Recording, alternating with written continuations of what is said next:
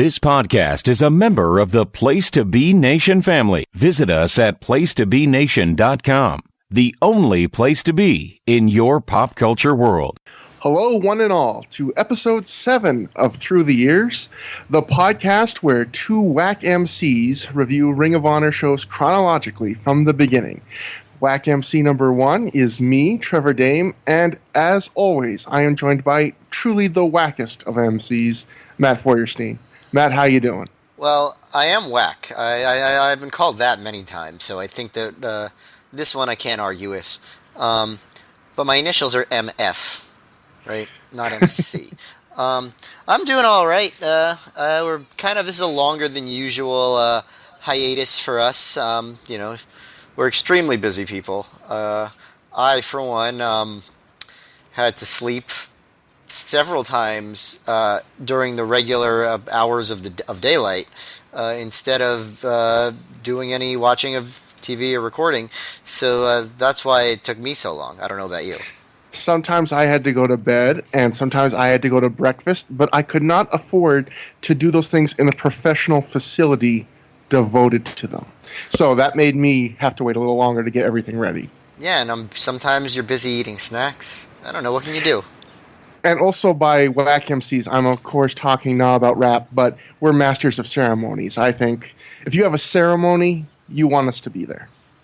Yeah, I'm ready for your nephew's confirmation if you wanted us to join you there. I'm ready. I can handle anything from baptisms to brisses, so if you go have a bake sale, that's just a little bit out of my jurisdiction. You should see this guy perform a bris. Oh, it is something special. It's, you need a deft touch and a little bit of humor, but I get the job done. Boy, this is the witty banter that the people come to listen to. Yes, they don't even want us to get to the review. But don't quit our day jobs or this thing that we do for free, because I don't think this witty banter thing is working out for us too well.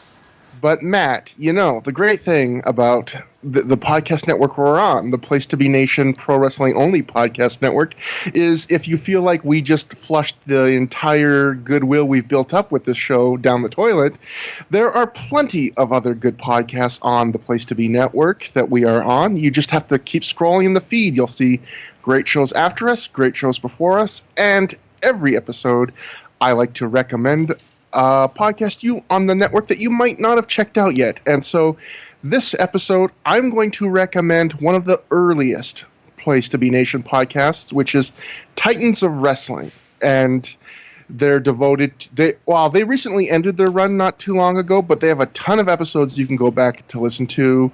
A group of young gentlemen, maybe not whack MCs, but still worthy of your time. They would review classic kind of pre-Hulkamania era, mostly WWF, and the specific episode I would recommend would be actually a best of compilation they put out, the Best of Titans of Wrestling number 2, which was their compilation of all their segments talking about the famous Bruno Sammartino versus Larry Zbyszko feud, which I think it's a great way to catch up on that feud, which was kind of a legendary feud before a lot of our time. And I think just the joy that they have talking about, in particular, the promos that started the feud. I think the very first half an hour of that podcast, it's just infectious how much they like it. I don't think there's many podcasts where you have fun just hearing how much fun they're having talking about a fun segment they watched. Certainly not this one. No, I mean, this is a very bitter... This is basically community service that we're doing. There's no other podcast about Ring of Honor from the beginning, so you kind of have to listen to us, and we have to do it. There's no joy involved. You have no choice. Yeah, I mean, if you want to listen to people talk about Ring of Honor from the beginning and not read about it, I mean, the door's locked. This is it. No choice. And that's kind of how I live most of my life. Mm-hmm.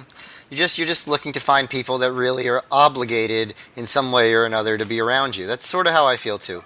Yeah, I can't be the best at anything, so I have to create things that people need that only I can supply. That's exactly right. So, thank you for giving me the opportunity to do that on a podcast level. And this week not this week, this episode, because it's sure as heck not weekly, thank God. I also just want to admit, we like doing the show. I mean, this may come off as bad. We like doing the show. Yeah, I mean, we chose to do it. We dug our own graves a little bit, so we have to pretend that we like it, right? I moved this table, Matt, just so I could talk to you. That's how much I like doing this. But one other thing we'll see in a minute, if we liked doing or not, is watching the subject of our 7th episode, which is Ring of Honor's Unscripted, which took place on September 21st, 2002, from the Murphy Rec Center in Philadelphia, their usual home. And before we get into the show, there was a couple little notes I saw before the show. I saw my research. The first is, I like this little note from Dave in The Observer at the time. He wrote, Booker Gabe Sapolsky of Ring of Honor remarked that he was unhappy about the company's first TV that aired this week. I'm only saying that because that's like an historic first of someone saying that. There is frustration because of how difficult it is to sell tickets to Philadelphia shows because of how many promotions are running there.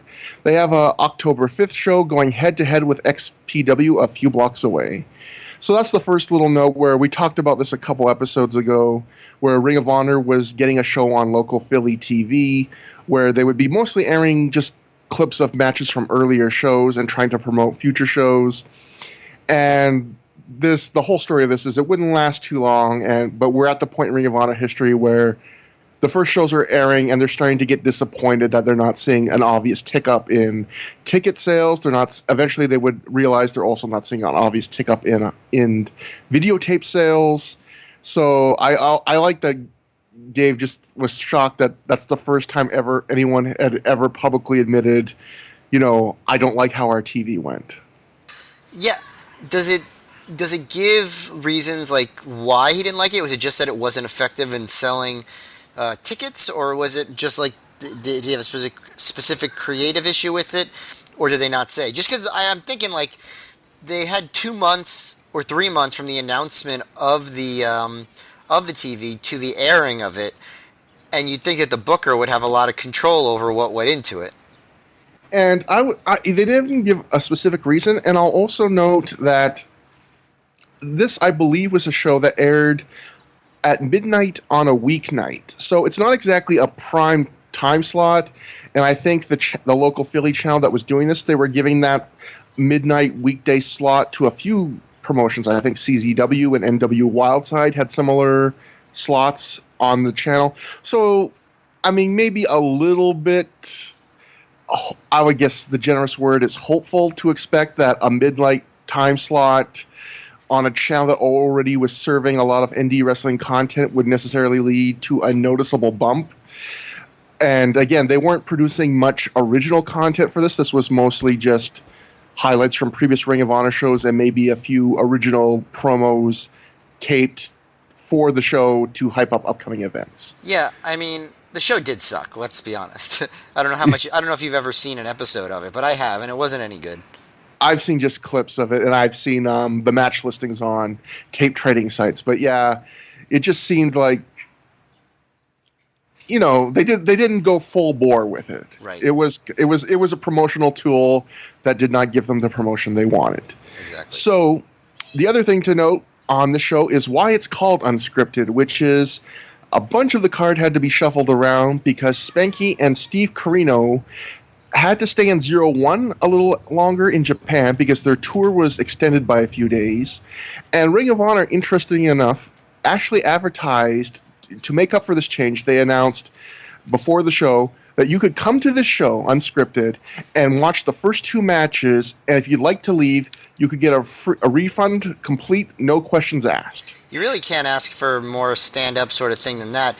I mean, except the fact that if you're going to head all the way out there, because most people don't live right nearby, if you're going to head all the way out there, you're probably, they took a gamble that you're almost definitely not going to ask for a refund after 2 matches. You're going to just be like, all right, what the hell, I'm already here. Yeah, I would definitely say it's kind of, and they're not the only people that have ever done this, but that's kind of a shrewd move where if you're already making all these plans on a Friday or Saturday night and coming to an arena, maybe from close, even if it's from close, at some point when it's the middle of, it's 8:30 or whenever, even if the show's only going average, are you really going to go ask for a refund? I mean, probably not. Yeah, I guess the real stand-up thing to do is just to automatically mail everyone a refund. But they do have to run a business. I don't know. I don't necessarily think that's a reasonable expectation, especially when, Spanky and Steve Corino, they're not like the main draws in ROH. It's not like Loki and Christopher Daniels and American Dragon were all not there. Mm-hmm. And Steve Corino was scheduled to wrestle American Dragon. Spanky was going to be part of the tag title tournament, teaming with Paul London. So obviously that gets us kind of to the start of the show. Although, actually, looking at my notes, have one more news bit. The show drew 400, which was down a little bit, but that would be probably due to competing promotion 3PW running directly against them, just apparently a few blocks down the street in the ECW arena. They also drew around 400, but they had a very different kind of card. They had X-Pac, or Six-Pac, I guess he was billed as, versus Sabu, and Abdullah the Butcher versus Kevin Sullivan. So it's kind of interesting that they went, the big former name route, drew about the same, booked a much bigger, a somewhat bigger building in the ECW arena. And excuses. 3PW being the cause of ROH's attendance decline.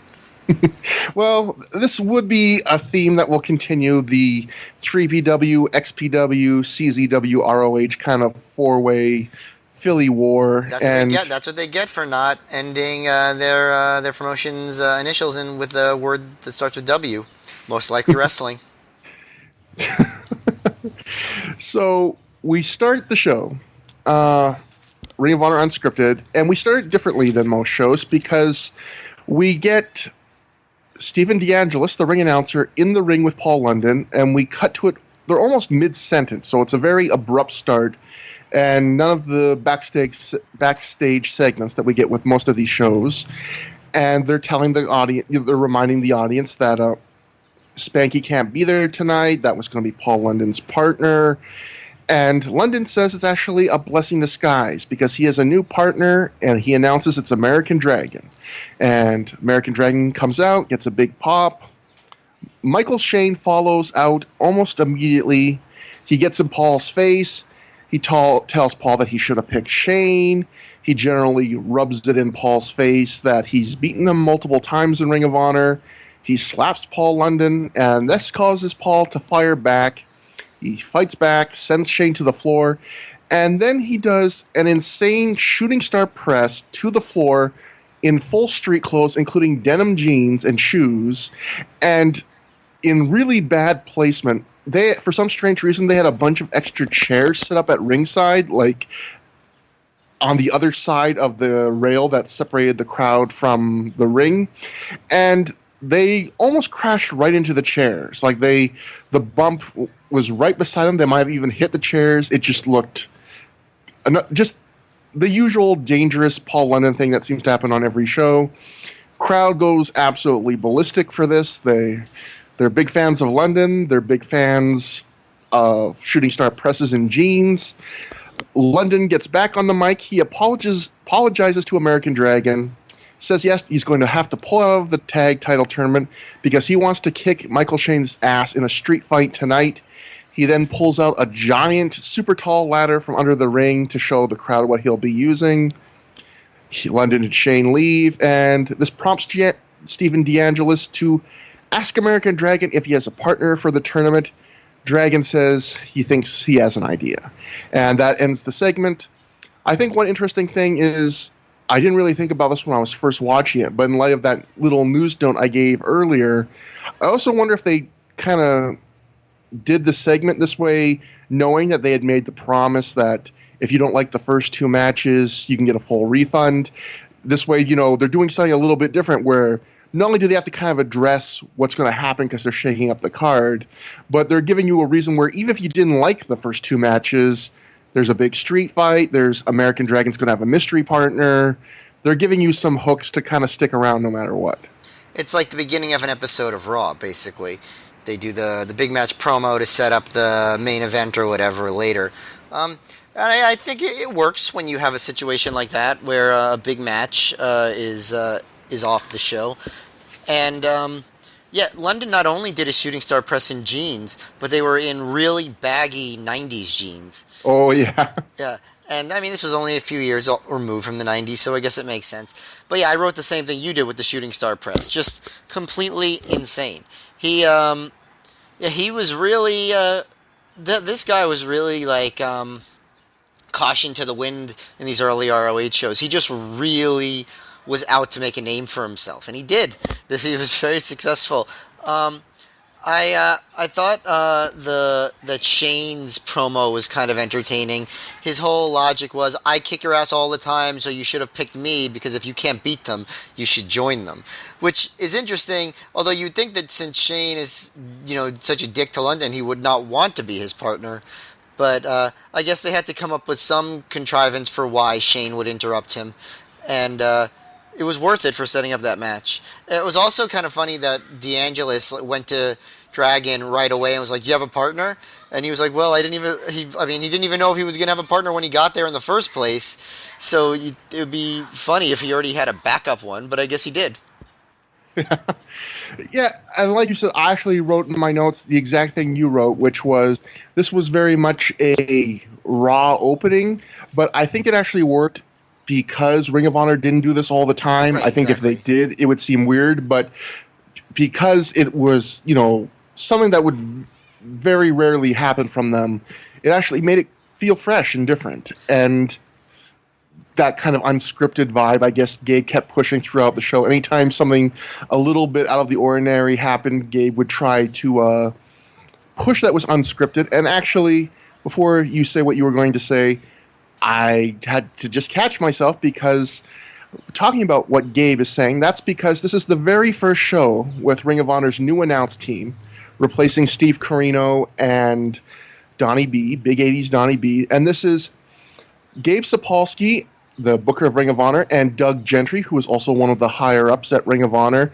But they used fake names for some reason. I guess they didn't want to just admit that they were employees. So they were Chris Lovey and Ray Morrow, I think, were the names.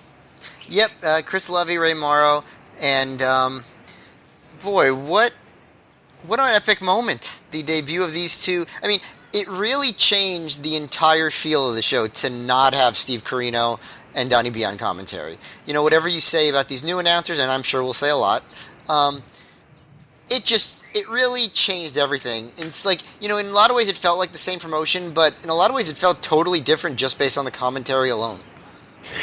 Yeah, and I would say there was negatives and positives, but I never found myself distracted from the matches because of their commentary, which I can't say for certain matches on every other Ring of Honor release so far.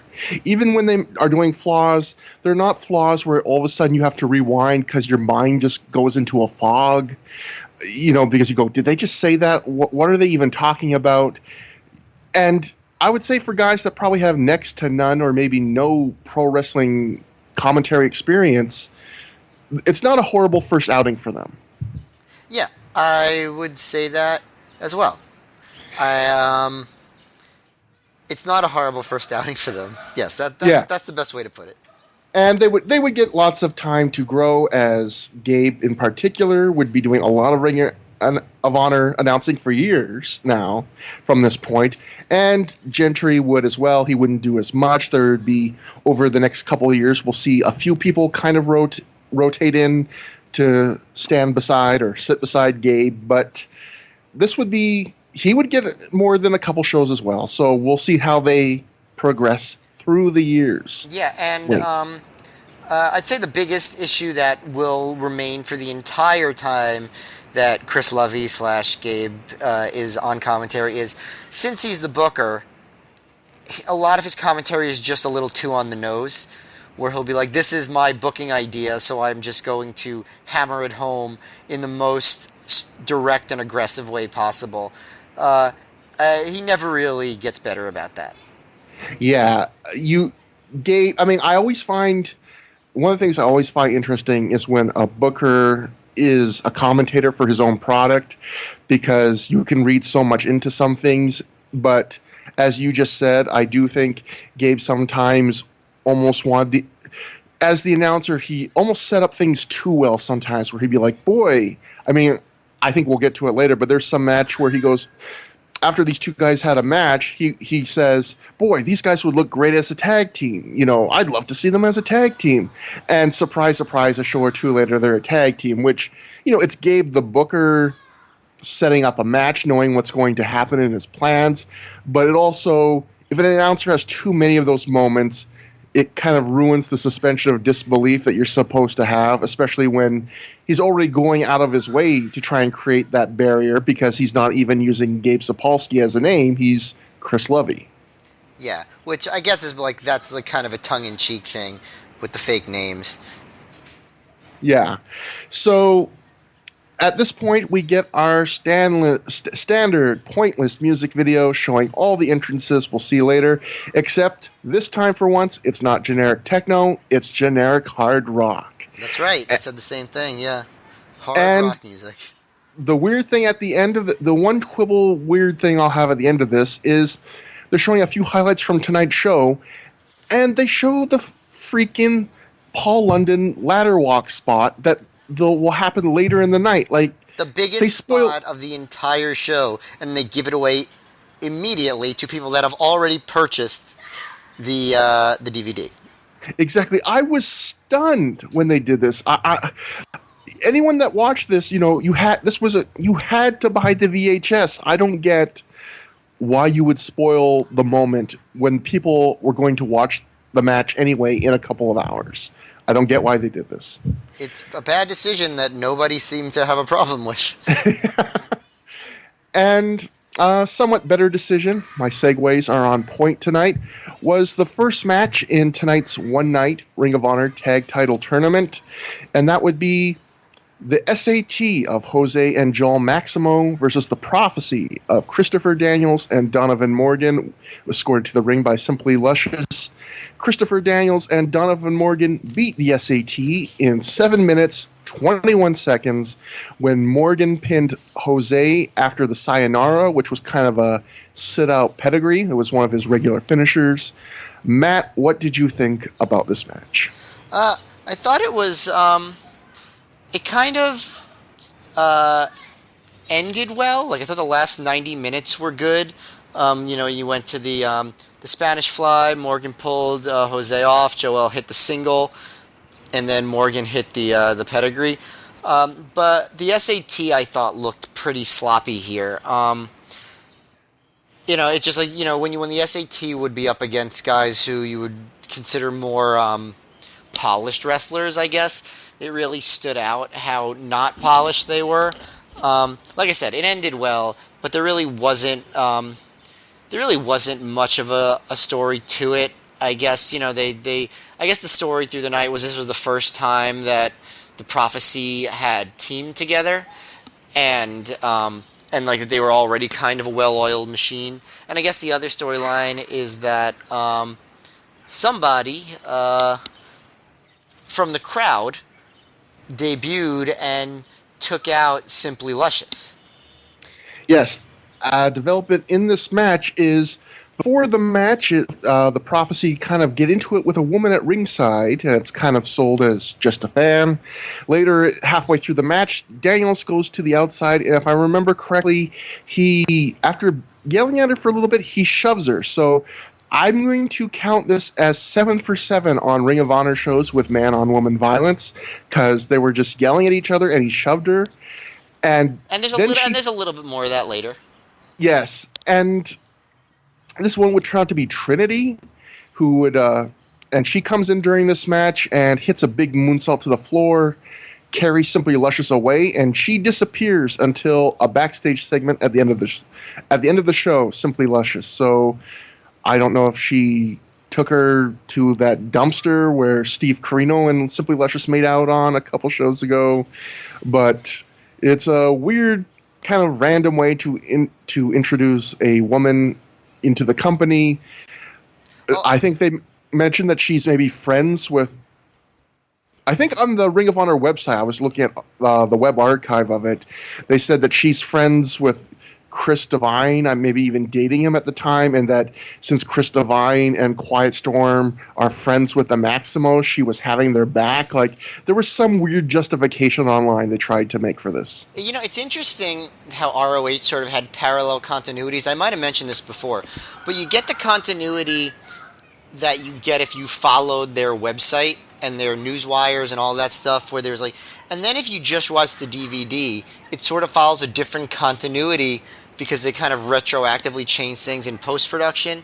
So there's things that you would not know were part of the booking if you just watched the DVD.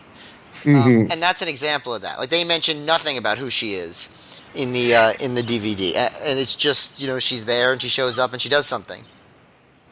It's definitely interesting because reading Gabe's news wires and kind of the 2 or 3 paragraph justifications he would make for matches, sometimes they would not give you that entire justification on commentary. So as you said, sometimes the build would be better if you were reading the Ring of Honor website, which is a strange circumstance. I don't know if any promotion quite had it like that. Yeah, well, I guess maybe the idea is to build up an upcoming show, you needed like the storylines in place, whereas to promote a DVD, you just need to have word of mouth that the matches were good.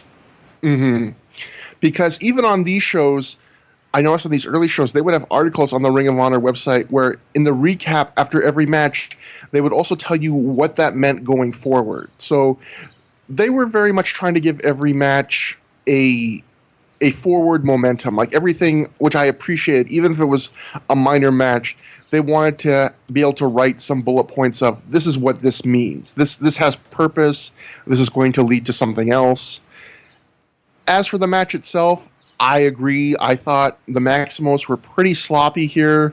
I think Jose Maximo in particular had a real bad hot tag sequence that included a really ugly-looking DDT and one of those classic bumps where a guy tries to bump himself over the ropes and can't quite do it. But I also thought they just looked sloppy in the middle. In terms of in general, in terms of a story, I don't know if there's much of a story you can tell in 7 minutes, 21 seconds. Daniels and Morgan tried to work a traditional heel dynamic doing... Is that a challenge? Do you want me to tell a story in 7 minutes and 21 seconds? Because I'll do it on the next show. I'll write it, get it all done. Okay, one-man show next week, 7 minutes, 21 seconds. Next episode. I keep saying next week. I'm setting up a bad, false expectation. But I thought overall this match was, I'd say, high average. Like, it moved at a good clip. The sloppiness detracted a bit. But for 7 minutes, I was entertained. One thing I thought was kind of funny was Gabe tries to do a real hard sell, both on the website and on commentary for this, after the match, where he said this match was proof that the SAT could beat the Prophecy in a rematch. And I'll note, they lost in 7 minutes, 21 seconds, relatively pretty much clean, and I don't, and this is, again, one of those first iterances of knowing the future of Ring of Honor, knowing that Gabe's the booker. We know that in a few shows, Gabe, in fact, would book a rematch between these two teams, so he has a reason to sell it. But the match itself and what happened in the match doesn't sell what the words that are coming out of his mouth. Yes, okay. He's selling one thing verbally, but the results aren't. Oh, and can I just make an aside about the Prophecy? I think the Prophecy is kind of a stupid gimmick. I kind of always thought that, because it's like, you have Christopher Daniels, he's the fallen angel, and he's like, oh, the Prophecy, it's true, the Prophecy. And it's like all this like sort of like semi-mystical stuff, but then it's mostly just a bunch of like jock bros like Donovan Morgan and Xavier and BJ Whitmer, and their main prophecy that is true is shaking hands is stupid. Like it's a mishmash of tones in a way that I think is kind of silly. It's a dumb name for a group that's just like, yeah, we don't want to shake hands. And even Simply Luscious is almost dressed up more like a cheerleader. Like, she doesn't fit with... At least Allison Danger later, when she would join, I feel like she did more work to change her look to kind of fit a more gothic vibe. Totally. I'll note that the Prophecy was originally supposed to be called Genesis. that was Christopher Daniels' idea. Like, it was going to be the start of something. But Gabe, I think, nixed that because MLW's first show was called Genesis at the time, so he thought that would look bad. So I forget who came up with the prophecy, Gabe or Chris, but it was not actually even their first choice. It was their second or third. That makes more sense. The only other thing I'll bring up about this match is I thought the ending looked, even though I think the match was high average, it was solid, I thought the end was kind of dumb where the SAT go to hit the Spanish Fly on Christopher Daniels. Donovan Morgan shoves one of them off. The other, Maximo, does the one-man Spanish Fly, which I think is the first time in Ring of Honor we just had the one-man version. And Morgan just stands there watching this entire thing like a goof until it's time to break up the 2 count. And then after that, he and Daniels hit a couple moves and it's over. So it was kind of a weird, not a great climactic finish. That's funny because I actually enjoyed the finish the most of any part of the match. I thought it was the crowd got really into it for the last couple of spots. Once the SAT hit that Doomsday DDT after Trinity dragged Luscious away. I think they also. It's interesting that they really, I think, loved the one-man Spanish Fly because at the time, the regular Spanish Fly was a two guys on one guy move. And so the one-on-one variation was a really special thing, where in today's indie wrestling, it's completely different because you see a few guys do the one-man Spanish Fly. I can't remember the last time I saw the 2-on-1 Spanish Fly, where it's the opposite, where now if I saw that on a modern show, I would probably be more excited because it would just be different by today's landscape. Also, I think the 2-man is a little more impressive. It's the coordination of the flip and stuff. Exactly. So that ends that match, and we go backstage to see Dick Togo and Akuro Hidaka, the Japan imports that are coming for a visit, and they're having a conversation with each other in Japanese, similarly having a great old time, when in walks the Christopher Street Connection. You know, you got Mace, you got Buffy, you got Allison Danger, and you have the debuting Japanese pool boy, who was a tall, skinny man wearing a mask. He was an indie wrestler in other promotions. They one of the Christopher Street Connection called Togo and Hidaka Chinese. Yeah, it said, who ordered Chinese? So we got racism and homophobia all in one wonderful package. It's funny how much respect Ring of Honor would have for Japanese wrestlers and how much value they would wring out of them and special guest stars, but yet this segment is out of a 2002 Raw. The Christopher Street Connection are yet again eating bananas. Togo takes one and breaks it in half, and Toga and Hidaka start reacting to the Christopher Street Connection by talking to each other with the same kind of anger and disgust that you would hear in Eric Gargiulo and Steve Corino talk about the Christopher Street Connection on the first show. So I guess maybe the point of this segment, Matt, was to show that deep down, we're all alike. Doesn't matter where you're from. We're all homophobic and angry and horrible people. It's a feeling of unity. And by the way, since I am here to interpret metaphors, when Dick Togo ripped apart the banana, it was almost like he was breaking the Christopher Street Connection's penis. Yes, he was questioning their manhood, Matt, through fruit innuendo. And man. We should just end the show on that. I don't think there's a better closer than you just going man and us shutting off. That's telling a story in, 20-something minutes. Yeah. But at this point, the Japanese pool boy whispers and translates what Togo and Hidaka said to the Christopher Street Connection. Apparently, it was naughty. It was scandalous. They leave. Togo angrily throws the broken banana away, and welcome to the U.S., Dick Togo and Akuro Hidaka. I mean, you've already been there before, but I guess welcome to Ring of Honor. Yes. And we get another little backstage segment of James Maritato and Tony Mamaluke are warming up. The sound guy comes by and he asks them do they have their entrance music CD ready for him to play later that night. Mamaluke tries to give him the old FBI theme music on CD. Maritato tells him to give him something else, doesn't want to be associated with the FBI. And as soon as James Maritato turns his back, Mama Luke makes sure he gets the FBI theme music. What a sneak. What a sneaky little devil. And that brings us to the second match, which is also the second match of the Ring of Honor Tag Title Tournament in the first round. Dick Togo and Akuto Hidaka take on and defeat James Maritato and Tony Mamaluke in 9 minutes 42 seconds when Togo pinned Mamaluke after a senton. I was a little surprised they actually gave this close to 10 minutes because Ring of Honor at this time, especially in tournaments, was prone to doing a lot of very short matches, but they actually gave these guys a fair amount of time, to tell a story. 10 minutes is solid. And I felt like this was a little disappointing. I didn't think it was bad by any means. The first stretch, they wrestled like what you would expect, which is they did a lot of mat work.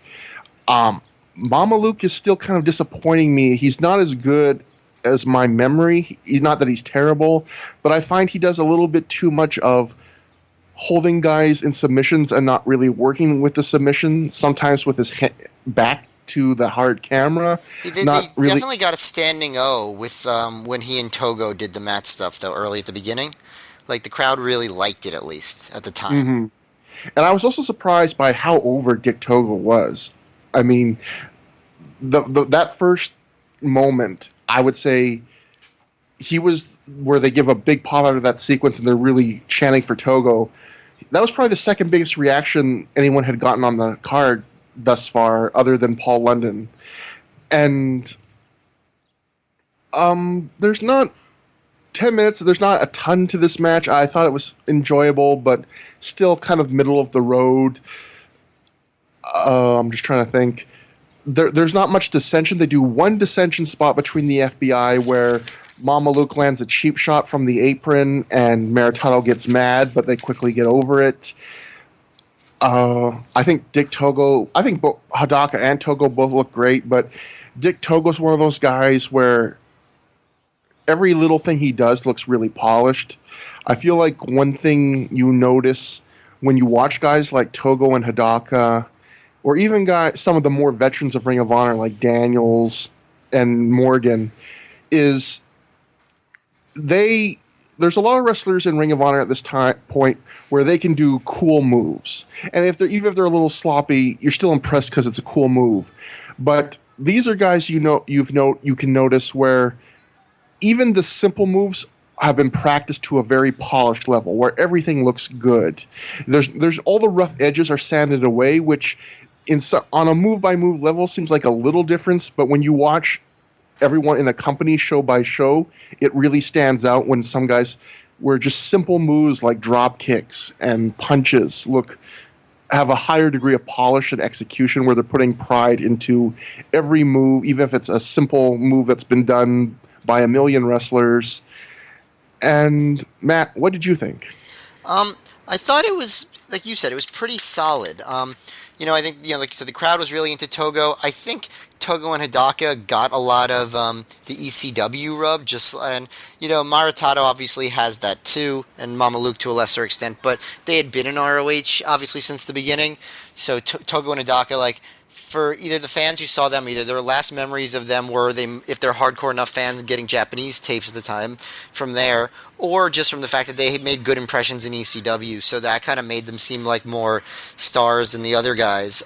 There was a little bit of sloppiness. I don't know if you noticed at the hot tag to Togo near the end, all four guys kind of struggled to get on the same page until Togo hit the spinning DDT on Mamaluke. And, the ending was decent, but I thought it was kind of disjointed. There wasn't a lot of, heat segments and stuff. It was sort of tag one guy, tag the other guy, maybe some very short stuff that looked like it was going to be heat, but then it just another quick tag. So I thought that was the main issue with it. But, for a second match on a show, on an early ROH show, I've definitely seen worse. Yeah, again, this was not bad by any means. I guess it was, to me, a little disappointing when I like all four of these guys, and they got 10 minutes, so I was hoping for something a little bit better than solid. But there's no harm in Solid, especially compared to some other Ring of Honor undercard matches we've seen in the first shows. It's still weird. It's still weird to me that like Maritato in particular wasn't better in ROH. Like, you know, he was really good in ECW near the end, and he just never impressed in ROH. And I don't know if he wasn't working as hard or, you know, I mean, I guess he didn't have a ton of great matches in WWE either, but you just think because he was a little bit less restricted that he would be able to be at least as good as his ECW self in ROH, and he never really reached that level. I did like his selling here. He did the flopping around like a fish out of water on the mat sell. He was doing very big theatrical selling for Togo and Hidaka. I don't know. I would say he hasn't gotten the greatest chances to impress so far, but then he got 10 minutes here against two really good wrestlers. So, yeah, there's just something missing. Mm-hmm. But after the match, we cut to Gary Michael Cappetta, the old WCW ring announcer, making his Ring of Honor debut. He's in the ring, and he's interviewing Maritato and Mamaluke. And wouldn't the time for him to debut be in that opening segment instead of having the ring announcer doing it? That's exactly what I was about to say. If you're going to have Gary Michael Cappetta there, and the only thing he's doing is in-ring interviews and backstage interviews, why didn't you debut him right at the start of the show with Paul London and go, hey, everybody, we got a new ring interviewer. You know, this is going to be our Mean Gene. It's Gary Michael Cappetta. And he's got something he actually needs to do. You know, he needs to address something with Paul London. And instead they had Steven DeAngelis do it. Who I've never seen do an interview at any other point. So yeah, it's weird. Just a bizarre choice. That was exactly what I was about to say. And so he's interviewing Maritato and Mamaluke. The announcers, strangely enough, act like they don't know what's going on with Gary Michael Cappetta. They almost made it feel like Gary Michael Cappetta just wandered into the arena and started interviewing people of his own volition against the will of everyone else on the show. They're just like, what's Gary Michael Cappetta doing here? I don't know. I guess he's interviewing people for Ring of Honor. It was just kind of a weird way to treat it, like they were one step behind. Yeah, in kayfabe, don't they have a producer? Yeah. It's like, cut to Gary. I don't know. Weird. Why would even just, you would think they would know in advance that Gary Michael Cappetta would be here. This isn't a wrestler running in from the crowd from another promotion. You know, Gary Michael Cappetta did not fight his way through security so he could interview Tony Mamaluke. He doesn't work here. He's really desperate to interview people, guys. But he needs this.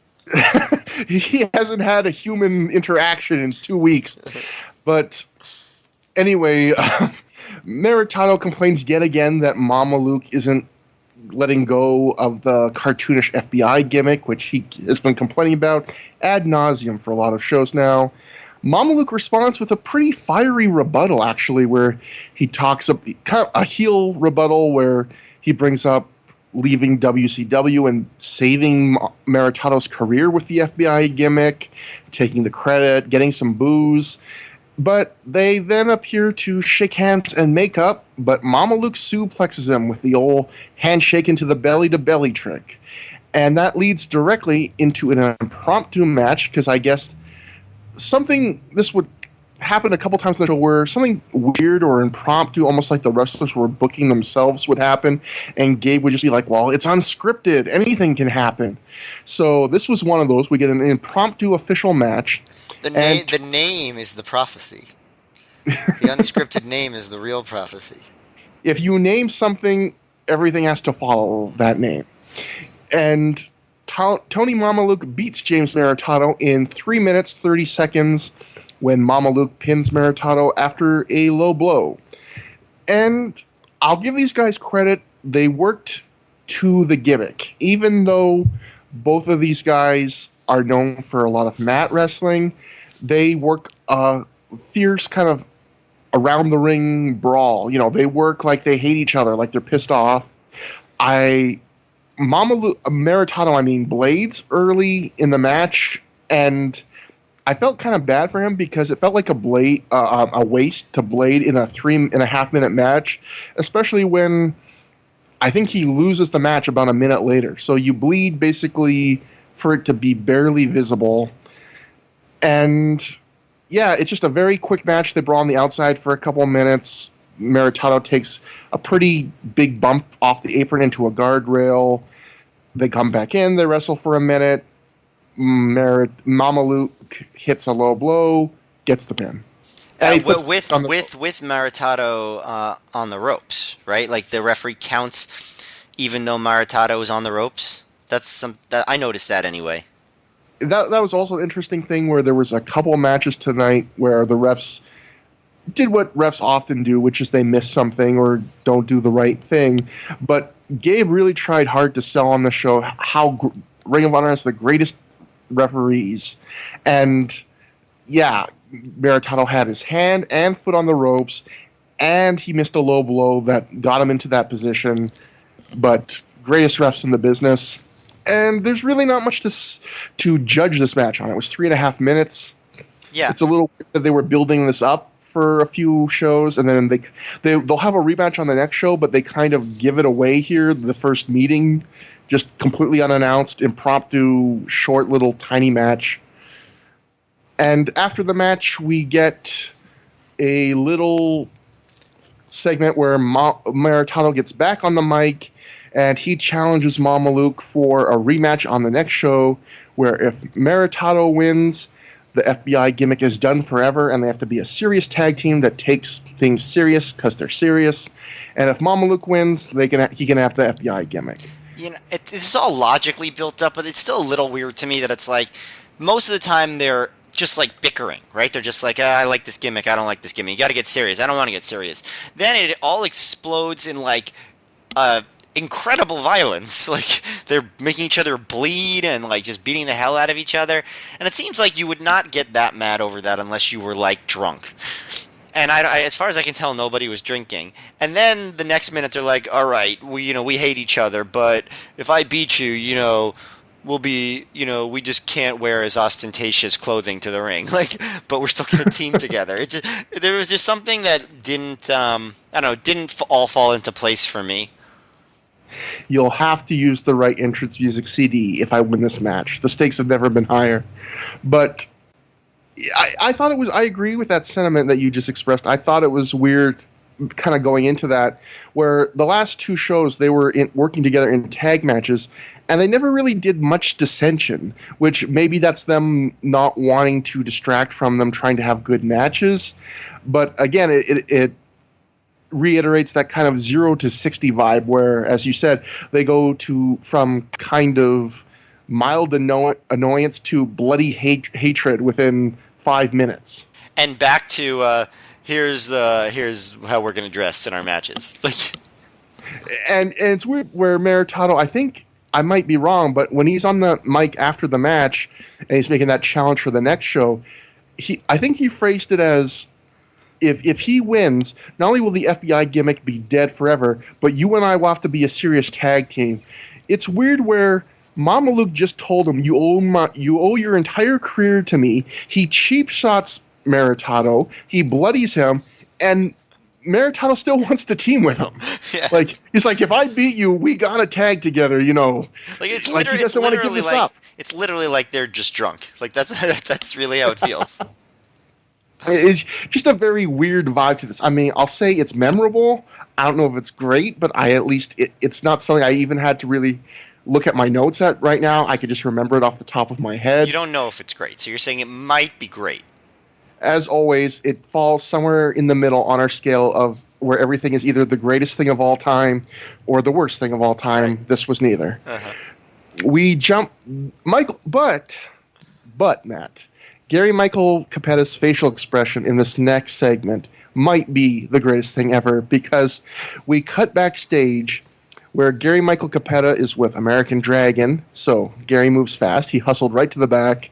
He asked Dragon who his new partner is going to be, and Dragon points to Michael Modest, who's backstage, and cuts a very brief 20-second promo. The camera pans back to Dragon and Cappetta. Dragon has his arms crossed, or arms on his hip. No, he has his hands on his hips, and he's like nodding, like, yeah, Modest is the deal. And Gary Michael Cappetta looks what I can only just be describe as gassy. And I just started chuckling out loud at that. That's the way they ended the segment. Yeah, it was weird because it's like Gary Michael Cappetta is interviewing Dragon, and then he's like, I have a partner, and then they pan to Mike Modest, who just talks directly to the people. It's like Gary Michael Cappetta's not there. Like that's not how interviews work. Just everything's so convenient. Yeah. And I guess this is the right place to note that if I remember correctly, I might be wrong, but I'm pretty sure this is Michael Modest's first and last Ring of Honor show. And the reason why, they had more plans for Michael Modest, but I'll return to the Observer here, where this little nugget would come a few weeks after the show, when Michael Modest, in fact, was already announced for the next Ring of Honor show. But Dave writes, Michael Modest had a falling out with Ring of Honor and canceled his appearance on the November 9th show in Philadelphia after getting plane ticket itinerary where he'd be taking a red-eye flight out of California for the show. Modest and booker Gabe Sapolsky had a discussion when Modest canceled, which ended with bad feelings, as Gabe Sapolsky noted that Modest had done angles and been on TV to promote the advertised match at Glory by Honor. Anyway, it ended on bad terms, and at this point, the two sides won't be working together. So, yeah, it's kind of a weird, abrupt thing where I guess Modest didn't like that his plane ticket was a red-eye. He canceled his booking outright over that. Gabe calls him up. They get into an argument, and I guess the argument must have been pretty bad because not only did he not come in and do that match, he couldn't even talk him back into that. I don't think they ever worked together again. I'm going to be honest, Trevor. I thought that would be a more interesting story than it turned out to be. But I feel like I have to document the history. You have to know, if you're listening to the show, this is going to be your only resource ever for Ring of Honor history. You have to know why Michael Modest never wrestled in Ring of Honor again. Sure. You're not convinced. But we get to the third match in the first round of Ring of Honor's tag title tournament, and that's American Dragon and Michael Modest defeating Divine Storm of Chris Divine and Quiet Storm in 6 minutes. Sorry to interrupt, but I had to get in this line that I wrote in my notes that I forgot to get in, which is that Michael Modest says in his promo that he and Dragon will be the top tag team in Ring of Honor. And I am very disappointed that they were not interrupted by a certain Dunn and Marcos for making that claim. I thought you were going to say that's not very modest, but also a good joke. Even better. But yeah, American Dragon and Michael Modest beat Divine Storm, Chris Divine, Quiet Storm, in 6:23 when Modest pins Divine after a fisherman's superplex. Matt, let's have you start this one off then, since you just mocked my incredible Michael Modest tidbit. All right, well, I'm not going to tell a story in 7 minutes and 21 seconds. That's on the next show. But, okay. So, first of all, one thing that I thought was good about the new commentary is that Ray Murrow, Doug Gentry, really knew his shit. Like, he would, throw in lots of different, facts and information, and you could tell, he really knew what he was talking about, as opposed to, Steve Carino kind of getting secondhand info from Doug and kind of trying to squeeze it in there. So that was helpful. He might not have been a great commentator, but he really was a smart guy about wrestling. The one thing that I did think was interesting, though, is that he called Quiet Storm a master of submissions, which I don't think he had ever demonstrated at any point in ROH before. Maybe am I misremembering that? I don't know if there was many submissions in all those scramble matches and Mikey Whipwreck student matches. I don't think there was. There may not have been more than 2 or 3 submissions among all of those wrestlers in all of those matches. Yeah. There's a spot where Chris Divine has Dragon in an armbar spot, and Dragon just powers him all the way up over his head, and the crowd went insane for that. And I have to agree, it was really cool because Dragon, not a particularly big guy. The one thing I noticed about this, more commentary stuff. So early Chris Lovey, Gabe Sapolsky commentary thing, I noticed there was a little bit of a Beavis and Butthead quality to him. He was very giggly during a lot of stuff, which could be amusing, but like he was really mean to Mike Modest in this match. He was like, "What is the deal with this guy's look?" And he goes, "He looks like an enlarged 80-year-old midget." It's like that is just rude. That's just not nice. I can't like maybe that's why Modest didn't come to the next show. Like I wouldn't be happy if the commentary said that about me, but I'm wondering if that commentary was done after the falling out, and this was Gabe being bitter. Now that you mentioned that. So maybe I wonder too. Maybe that story was okay after all. You gave me a lot. You gave me a lot to think about, Trevor. See, it's all pays off down the road. I'm planting seeds. That's right. But actually, I wondered that too because there's a segment I guess we'll get to coming up, but I'll spoil it, where the natural born sinners we're told they're hurt backstage, that they've been ambushed, and Gabe immediately starts going into, I think Boogaloo's career might be over. And looking back, we know that's because on the next show, we'll get into it on episode 8, Boogaloo no-shows and that event, and Ring of Honor cuts him off. So obviously they record the commentary after the next event. Yeah, in chunks, yeah. It would have been around that time probably when they found out about Michael Modest. So this very well might have been Gabe jokingly kind of grinding an axe here, because I did think that stood out where, Michael Moss is this intense, not a big guy, but muscular and a serious wrestler, and he's laughing and calling him, as you said, an enlarged 80-year-old midget. That's a direct quote. I wrote it down just to make sure I got his exact wording, and I thought it was out of place too, especially when he's a babyface on this event. But what you said about the Beavis and Butthead quality, I would agree. Sometimes I found it charming, where there'd be a few times where Gabe and Doug came off as what they probably were at the time, which is friends having a good time watching wrestling. Sometimes I did agree with you that Gabe came off as a little immature for the guy that was the elite announcer. But they do have obviously more camaraderie and chemistry than Steve Corino and Donnie B had. Oh my God, by so much. And like you could ignore them most of the time at worst. So like that's pretty useful too. When you were compared to what we're used to. As far as back to the match, one thing that stood out about Modest was he would just destroy guys with his forearms. Like with Divine, like he just like wore out his face with these forearms, and he would do that for the rest of the night. He did a Uranagi suplex that was cool. Divine eventually botched a head scissors as a comeback. And then, like I said, Modest hit the top rope fisherman suplex. I would say early on it was kind of okay, like with the mat stuff, and there were some moments in the forearms, but I thought it was also kind of a mess. Like, I didn't think it was very good at all.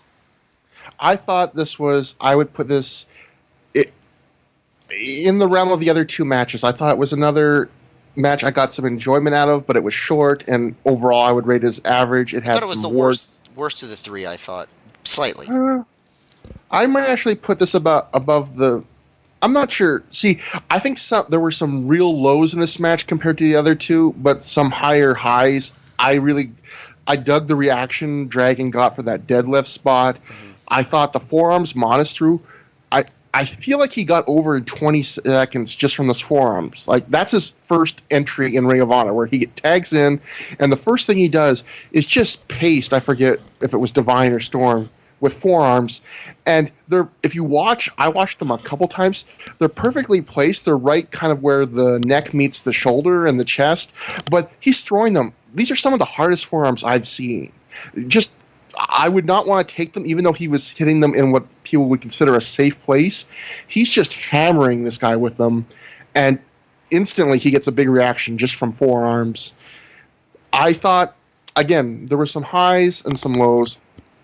The match starts, Dragon has a mat work sequence with Quiet Storm, and you go, hey, that's a pretty solid mat work sequence. And then he has one with Chris Divine, and you go, ooh, that's not a very good mat work sequence, but it is saved then by the slow deadlift with the armbar. But I thought Chris Divine in particular did not look good tonight. He botched a couple spots, like you said, the Rana. I just think in general, and there's only so bad you might look when you're 1/4 of a 6-minute match, but not a great night for Chris Devine. Maybe the savage beating of Low Ki has thrown him off. He's completely destroyed his confidence. Not much else to say about that. We already went to Gabe's weird commentary.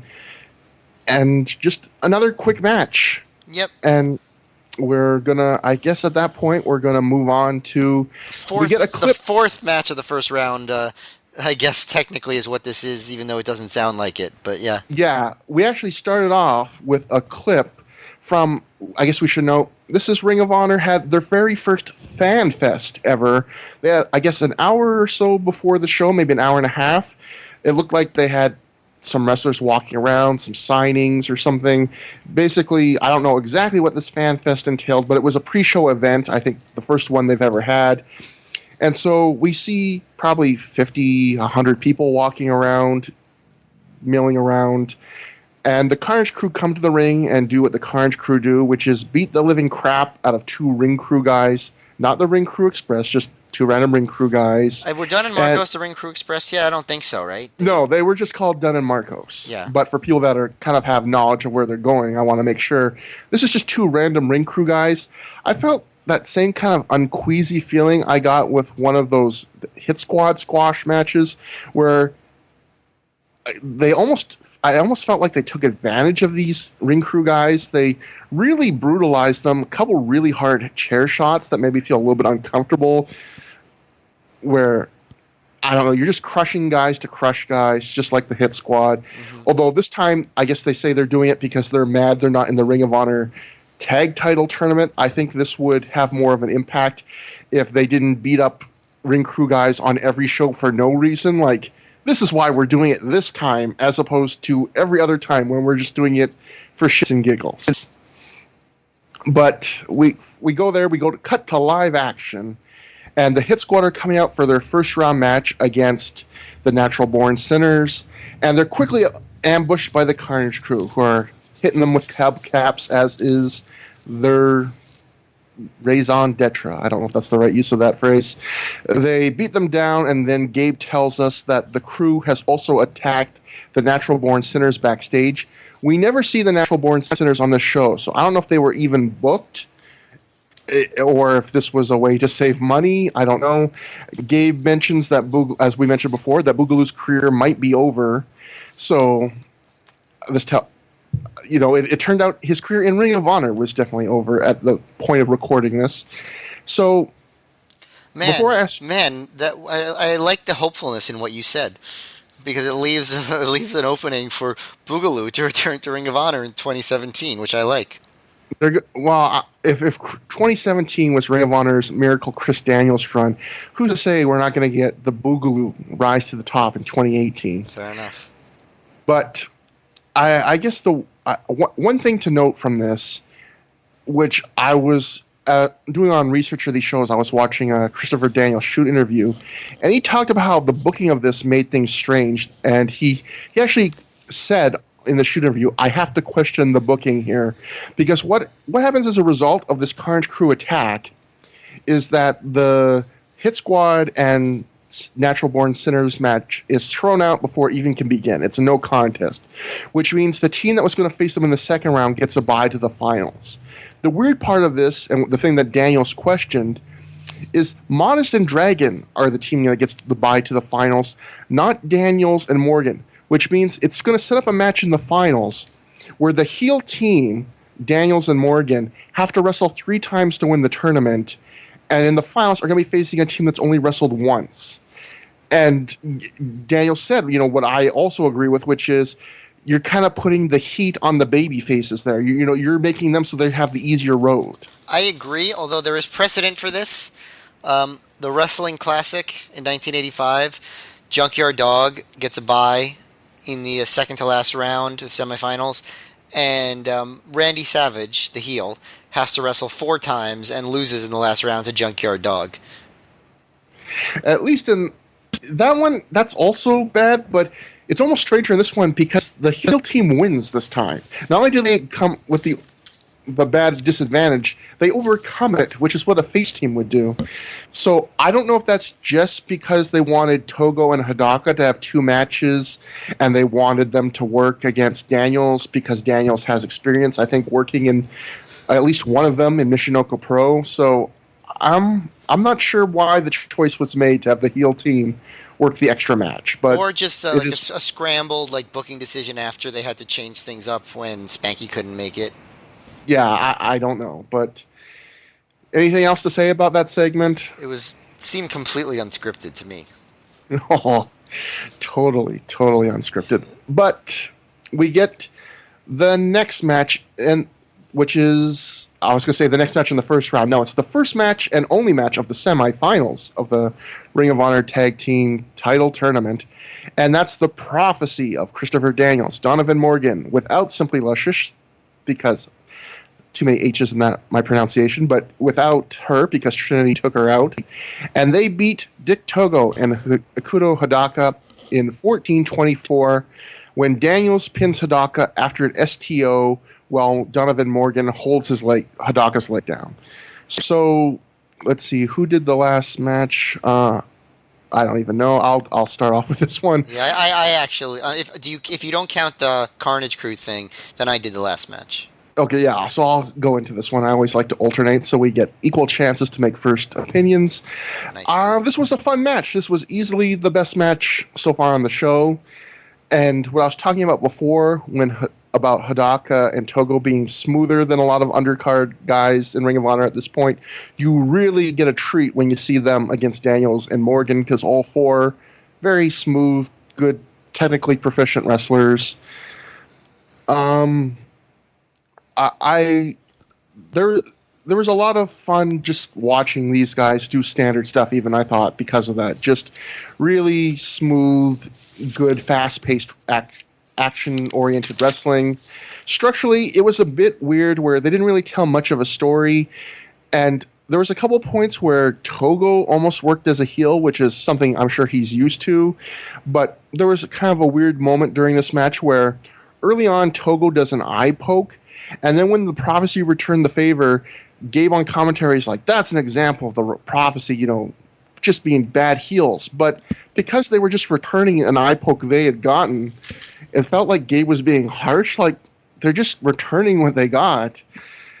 And there's also a little moment a little bit later, well, right around this time, where Daniels almost plays face in peril for 2 or 3 minutes, and it just feels kind of weird to have him take a beat down. But then after a couple minutes, he tags out, and then they go to a Hidaka face in peril section, which feels a lot better for obvious reasons, because he's not a heel here. And there's the final few minutes of this match I thought they built really well it felt big, but not like they were blowing things, not like they were just ruining the rest of the night. They weren't going all out, but they were giving you more than enough to be satisfied with. I feel like they protected their biggest moves by making liberal use of guys breaking up pinfalls. Hidaka absolutely murders Daniels with a tornado DDT, just plants him. And it was the perfect move for him to make the hot tag on, because it was such a big, impactful move. I thought Togo was great. I wish I could have seen even more Togo in this match. The one other thing I really want to note before I give it to you is I thought there was a move that looked really impressive that actually probably wasn't that impressive, where Togo, Morgan has Hidaka's head in leg scissors, and then Togo runs in doing kind of a heelish thing, and he puts Morgan in a head scissors too, and so Daniels climbs to the top rope and does an elbow where he hits Togo, who's at the one end of the head scissors chain of this human centipede. And even though I think wrestlers make that distance on jumps all the time, it seemed to me like the wrestling equivalent of Evel Knievel jumping Snake River Canyon or something, because you had that scale right there where it's like he's jumping over 2.5 people. And it's made it seem a standard jump seem more impressive, just a standard elbow drop. But yeah, this was not great, but this was definitely the best match on the show so far. I would say like high good, very refreshing, fast-paced, fun match. Yeah, I'd say it was a quite good match. And I also feel like it might have been the first proper, like, good tag team wrestling match ever in ROH. Like, where you had a tag team match that, with wrestling was solid and it built to a proper, like, hot tag with cool near falls that got the crowd more and more and more into it as it went. I can't think of another match so far in ROH that was like that. Can you? No, and even just this isn't the first one probably, but even just a mid-card match that goes 14 minutes that's just good and satisfying. That wasn't too common on these early Ring of Honor shows. No, you're getting them a little bit more as time go on, but yeah, you're right. It's still fairly new as far as just like a good, solid mid-card match. I did think that the finish was anticlimactic. Like maybe it was good booking because they're heels, but I don't think it was satisfying. Where Morgan held Tadaka's leg down after just like they did all these big moves and Daniels just hits an STO and Morgan holds the leg for the pin. It's not aesthetically pleasing, even if it really fits into what they're trying to do booking wise, as far as getting Daniels and Morgan over his heels. That's maybe a problem that comes also with, as you mentioned earlier, this is the first time they're teaming together, at least in Ring of Honor. So knowing that they're going to get the titles, it feels like they're leading fairly heavy into the heel mannerisms to really establish, this is who they are. They're the heel team. They're the jerks. They're going to cheat. They're going to distract the ref. Stuff like that. So. Yeah, it did kind of put a little bit of a damper when they were having a really fun final few minutes, but it does play into their character. Yeah, agreed. I guess if you want, I can do the next one, which is such a deeply involved match. Are you going to be able to handle this one, man? I don't know. All right, well, so we have the top tag team in Ring of Honor, Dunn and Marcos, who say that as they come down toward the ring. Against Prince Nana and Alex Arion in Nana's continuing quest for a partner that he actually likes. So Nana wears practice headgear, or excuse me, protective headgear, sort of like the Rick Steiner style amateur headgear, because he's still selling the head injury that Loki supposedly gave him at Road to the Title at the end of their match by kicking him and knocking him out. And he has Arion wrestle one-on-one with Dunn, and it's a very quick squash, like pretty much complete squash. Minute 36. Yeah, I don't know if barely anything. I don't know if Dunn gets any offense on at all. And then right after Arion wins, Marcos sort of challenges Nana. He gets in the ring, but I guess it's technically not a match. But Nana beats up Marcos and tells Arion to be his servant and shine his shoes. So Arion super kicks him. So he's Nana continues to have no luck at all with his partners. But we have luck because the Christopher Street Connection come out with Alice in Danger and the Japanese Pool Boy, and I wrote something. Oh, okay, never mind. So. The new announcers I wrote do a lot of Beavis and Butthead giggling. There's definitely not the level of anger, although you do. It does seem like Murrow or Gentry is a little more homophobic of the two. He's a little more got a gross vibe to him, where he's not maybe angry, but he's kind of skeeved out. Right, exactly. About it. Gabe or Lovey, he's the. He makes jokes about it and is definitely immature, but he's not negative in any way. He'll say like, "Oh, they seem like good kissers," stuff like that. So I thought that was really actually charming. Like that was the one thing where, in a second, the Christopher Street Connection will be kissing in the ring, and the way Gabe says it is so low tone and understated, where he's offhandedly just like, "They look like they're good kissers," like just so matter of fact and not. And I thought that made me laugh, and I thought, well, Gabe, that's good on you. Yeah, just complimenting their kissing. Yeah, I did. I actually really appreciated it. It was like it was a refreshing, considering all the negativity that they got. It was just like, hey, love is love. You know what I mean? So We did. It was. We are recording this just a couple days after the New York Pride Parade. So, but yeah. So, Mace declares his, or excuse me, Buffy declares his love for Mace, and asks him to, or it almost seems like he's going to ask him to marry him, and Lovey actually says, "We're going to have a real gay wedding, not like that Billy and Chuck crap." So he's actually advertising that, we do gay right in ROH. We're not gonna do fake gay. This is real gay. Like, there was a bit of venom in his voice for that. Like, it sounded like he was mad that Billy and Chuck, because Billy and Chuck's big gay wedding had happened shortly before this, but obviously the Christopher Street connection in general predated the Billy and Chuck gimmick. But it sounded like in that commentary, like Gabe was a little miffed at Billy and Chuck for stealing the Christopher Street connection's thunder. Yeah, I agree. But also I think that he wanted to do it better, and I actually think it really seemed like he was not homophobic, which I appreciated. He was just like, this is like, we're playing these characters for being ridiculous, but we don't hate them for being gay, which is a huge step up, and I think it continues to go in that direction. But instead of getting married, I think Mace just basically says, we don't have to get married to show our love, and they start making out. And in the middle of their kiss, who should show up but Alexis Lurie, who hits Buffy with a low blow to break up the kiss. So I guess she's the homophobe.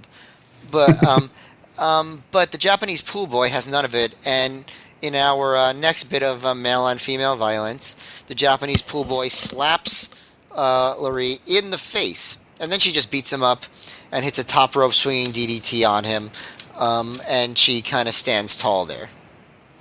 Yeah, she just basically cleans house, and I guess getting revenge for something they did to York and Matthews. I don't even remember. I just that's how great these segments are.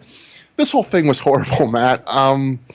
From the Arion squash right on down, I felt for people that missed the last show, I don't know why you would, because it was a good episode, but Arion was New England Championship or Northeast NECW, whatever it was, Championship Wrestling NECW. He was a wrestler there who had a tryout match with Maverick Wild, and we both thought Wild was a bit better, but Arion won, and here he is getting another booking.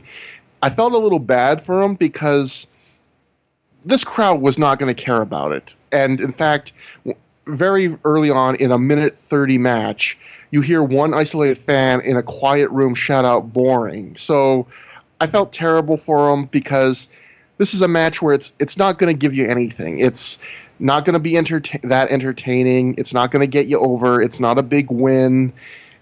It's not putting you in a position to succeed or even have a segment that's long enough to be memorable. It quickly gets overshadowed by every shenanigan that happens. And this is also one of those segments where it felt like Ring of Honor was just... It's a segment that felt like it didn't need to happen. Like, all these guys didn't have to be booked on tonight's show. There was already enough stuff going on. And I guess we should note that I think it's the Christopher... I mean, do Dunn and Marcos help anyone to the back? I'm not even sure. That might have been a different segment. I think it was a different segment. Yeah, but still, you have Dunn and Marcos, Prince Nana, Alex Arion, the Christopher Street Connection, which is now a big, larger posse because it's got Japanese Pool Boy and Alice in Danger still there, and Alexis Lurie. This is the only segment, this is the kind of their point in front of the crowd. This is why they're there. And none of this was needed. None of it at all. You had all these guys on the show just to do this kind of 5 to 6 minute buffet of needlessness. Yeah, that's a good way of putting it, a buffet of needlessness. But I guess what you could say is that ROH is loyal to these guys. They've booked them on every single show. Nana and the Christopher Street Connection. And Dunn and Marcos, ever since they debuted the first time, they've been on every show. So I guess it's just a sense of loyalty. Like, we're going to have these guys on the show. And you could argue that having them in these little dinky segments pays off because when they want to actually do something with them, they sort of have like a a consistent presence there. So it's almost like, oh, hey, they're actually doing something real with these guys. I could sort of see an argument for that. I do like. I think one thing indie wrestling has kind of lost is not every match or segment needs to be long. Not every match or segment needs to have the goal of being a great professional wrestling match. And I think little segments with little C-level characters can make your promotion feel like a bigger world. But this was just going too far in one direction. Dave talked about in The Observer how a bunch of people sent him reports from being there live where they said they really disliked the segment. I never got the impression live watching this that the crowd completely turned on it, but I could see some fans probably, coming away saying this is not the kind of thing I like. Yeah, but it's also, can't imagine at this point anyone coming away from it being like, this is not what I expect, because they have one of these literally every show. Mm-hmm. And one other thing is, a complaint maybe we'll get to a little bit later in more detail, a lot of people live had was that the show was too long. And these are the kind of segments you could cut to shorten it. But Dave in The Observer at the time said something like his theory, he didn't know why, but his theory why it was so long was that when cancellations happen, the old school booking idea is to give fans extra stuff to make them feel like they got their money's worth. I feel like Dave was wrong in his assumption on this one because we've seen a lot of Ring of Honor shows recently that felt overstuffed with needless segments. Yeah, this was just par for the course. The last one, it had better wrestling up and down, but I thought it was just as bloated. This did not feel like they were doing extra to make up for something. This just felt like business as usual. Yeah, but I agree. Next, we get a pretty historically significant match because it's low-key second ever Ring of Honor title defense, and it turns out not to be a successful one in a pretty big shock because Xavier beats low-key in 25 minutes, 41 seconds after a 450 splash to win the Ring of Honor title. He becomes the second ever Ring of Honor champion. Dave at the time wrote in The Observer, nobody expected low-key to lose, but a lot of people were questioning such a quick title switch after establishing the belt and putting it on someone not considered one of the top guys in the company. The company's long-term plan was always for Xavier to get the title, to elevate him to the top level, and in fact this show's job was seen as to elevate Xavier, London, Shane, and Jay Briscoe. So I don't think you can say it worked for Xavier here. The other little note before I talk about the match itself was this match was one of the reasons Gabe gave for this show being too long. I think that's kind of a weak excuse because there's a lot of things you could have trimmed, but it is worth noting that he claims this match was given 15 minutes and low-key took it 10 minutes extra. So this was supposed to be a 15-minute match that low-key turned into a 25-minute match. That sounds like bullshit to me. I don't know. Yeah, I will note in The Observer a few months earlier I was reading, they said that TNA was complaining about low-key doing matches shorter than they asked him to do. So if this was true, maybe Key just doesn't care about time cues. I don't know. But this match did go on a long time, and if something that might support your idea that was a bullshit excuse is this match didn't feel much like the extra 10 minutes of this match did not feel much different than the first 15. And a lot of times when guys kind of go into business for themselves, quote unquote, you'll know because there's a bunch of extra huge near falls at the end. They're just trying to make a match even bigger, and they're kind of selfishly going over the time cues, what they've been told they should do. But everything in this match, what they did in minute 5 didn't feel that much different other than the interference than what they did in minute 25. So if low-key did go into business for himself and do another 10 minutes, it's pretty weird because it's not like those extra 10 minutes really were much different or added much. And that takes me into the match itself. Before you start, I just want to make one thing that I found funny. Go ahead. So at the beginning of the match, obviously they put over the two guys, and and there's a lot to say about Low-Key and all that stuff. And then to put over Xavier, Lovey just says, "A man who's beat James Maritato." Like that's his one big stat for Xavier. And that's one of those things I love because, again, he's, Chris Lovey is Gabe Sapolsky. He's the booker. Like, he has no one to blame for that line but himself, having to throw out that limp noodle of praise. He could have set Xavier up with bigger matches. But this match, this is the first not good low-key match in Ring of Honor. This is, I guess you could count the Prince Nana match, but that was a super short squash. But the thing I thought was really weird about this match was it was so one note for 25 minutes. Low-key would hit Xavier pretty hard. I would say this is the hardest he's hit anyone on the level of the AJ matches. And every once in a while, Xavier would get a bit of a comeback. And then Low-key would go back on offense. And it never felt like it kicked into that final gear of near falls. It never felt like it really told a story.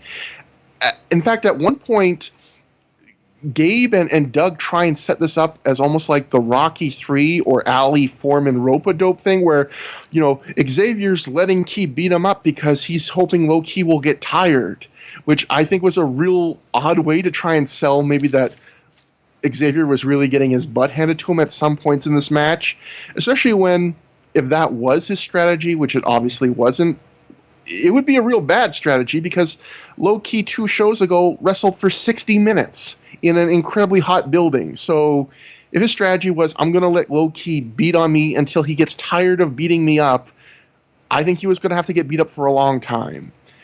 And the match never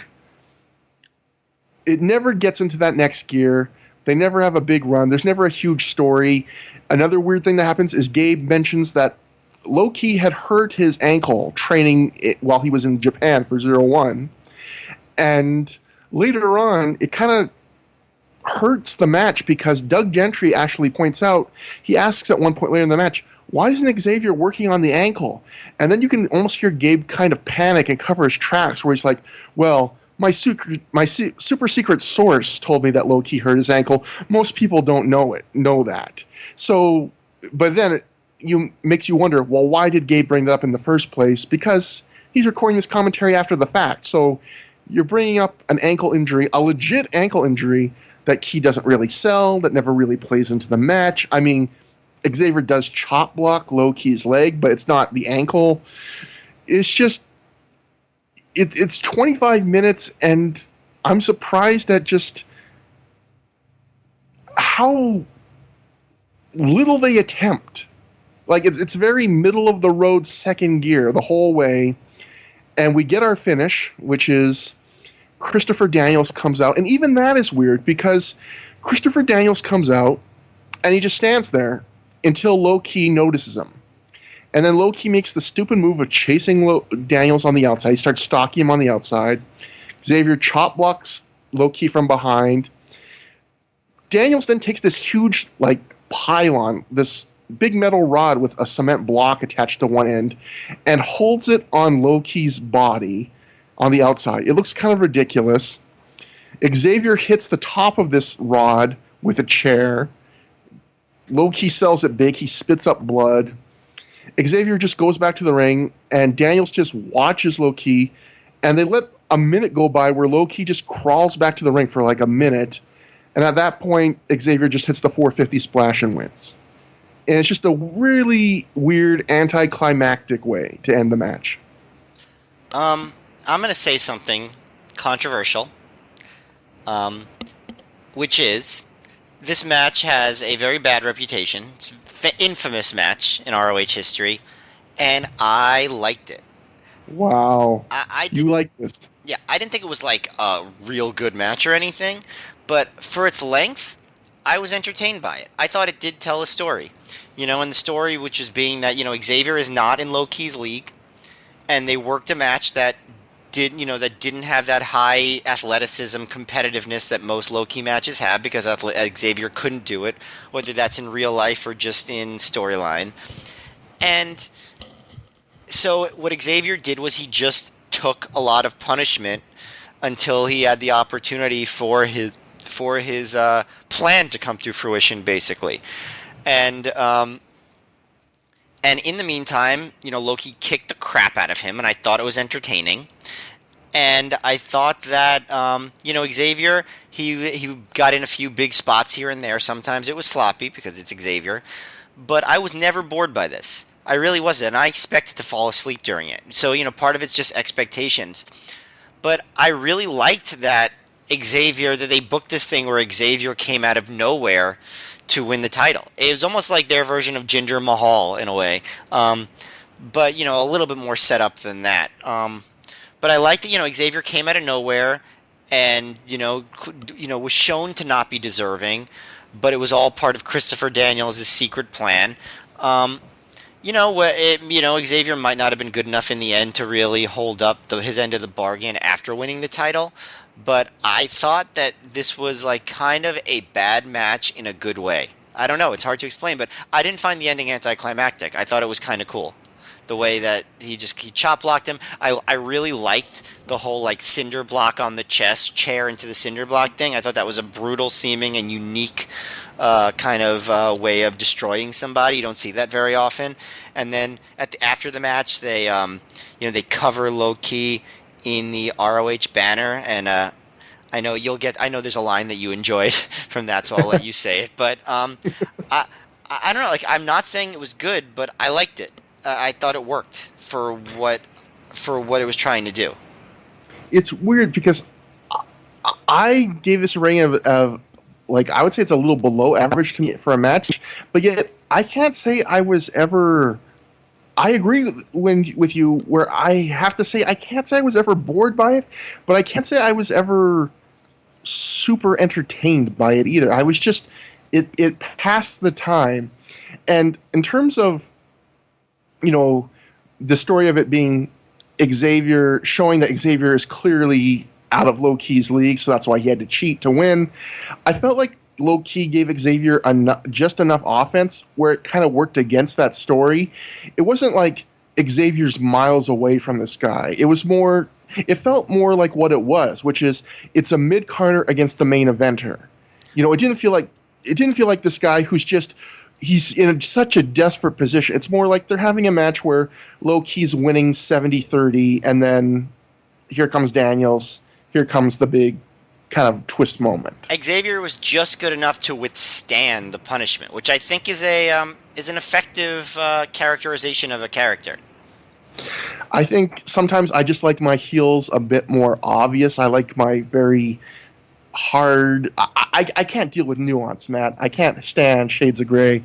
But I agree absolutely with the one thing. No matter how you feel about this match, and fans, you watch at home, judge for yourself, get back to us. We'll have contact info at the end of the show as always. So split the tie.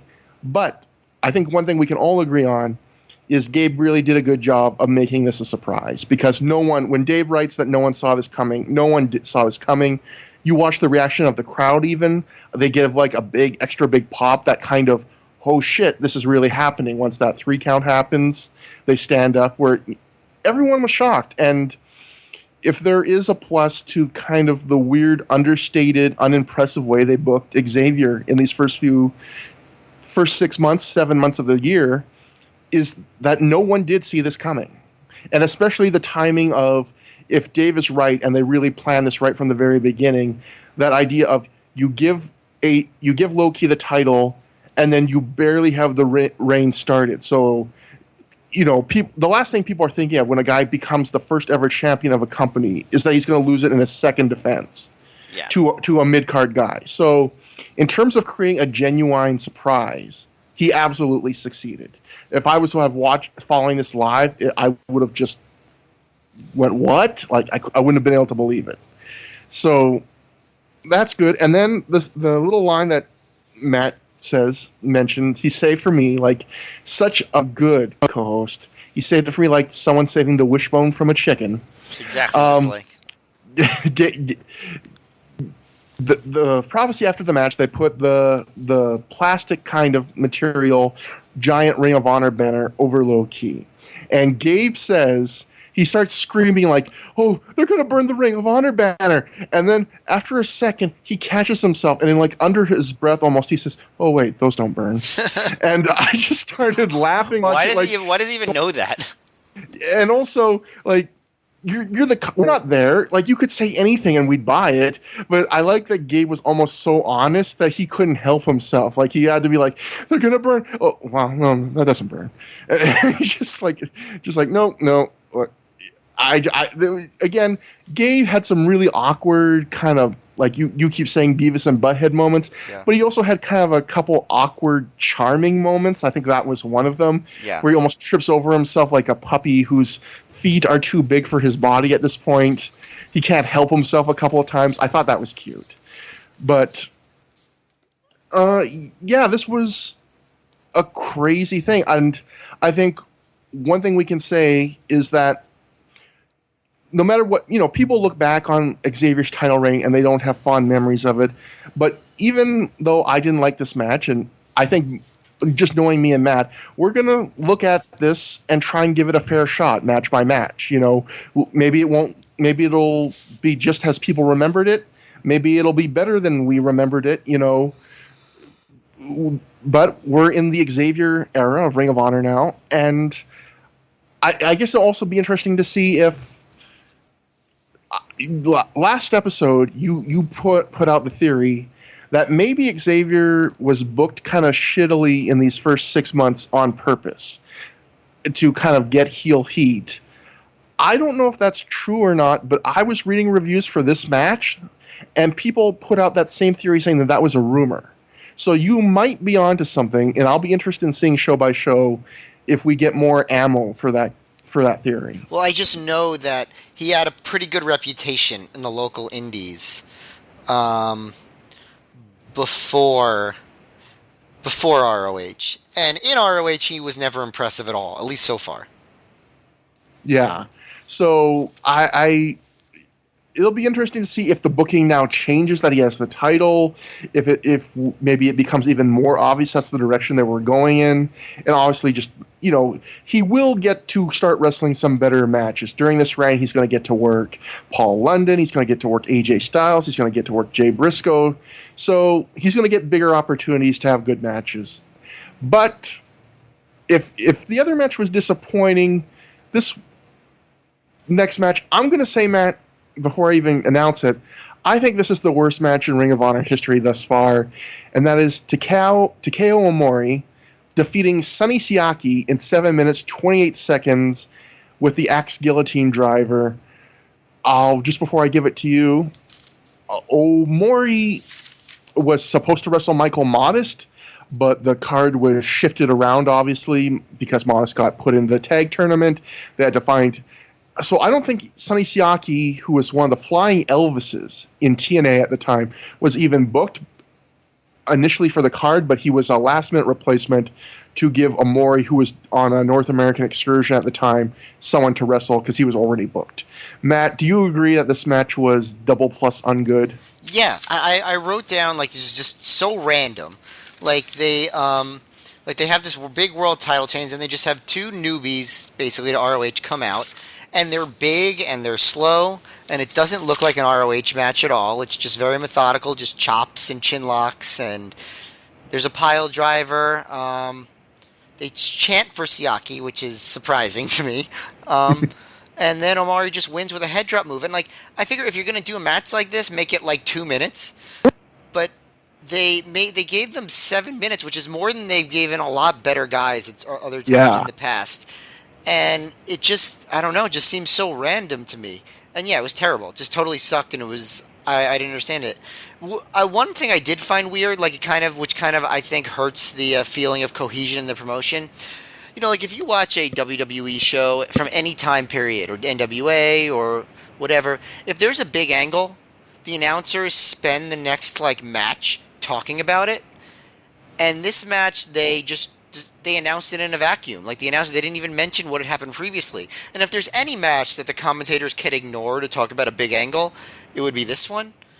Yeah. I just thought that was weird. Like they just like, okay, well, the title changes hand, giant heel turn, big takeover by the heel faction. Well, on to a Sonny Siaki match.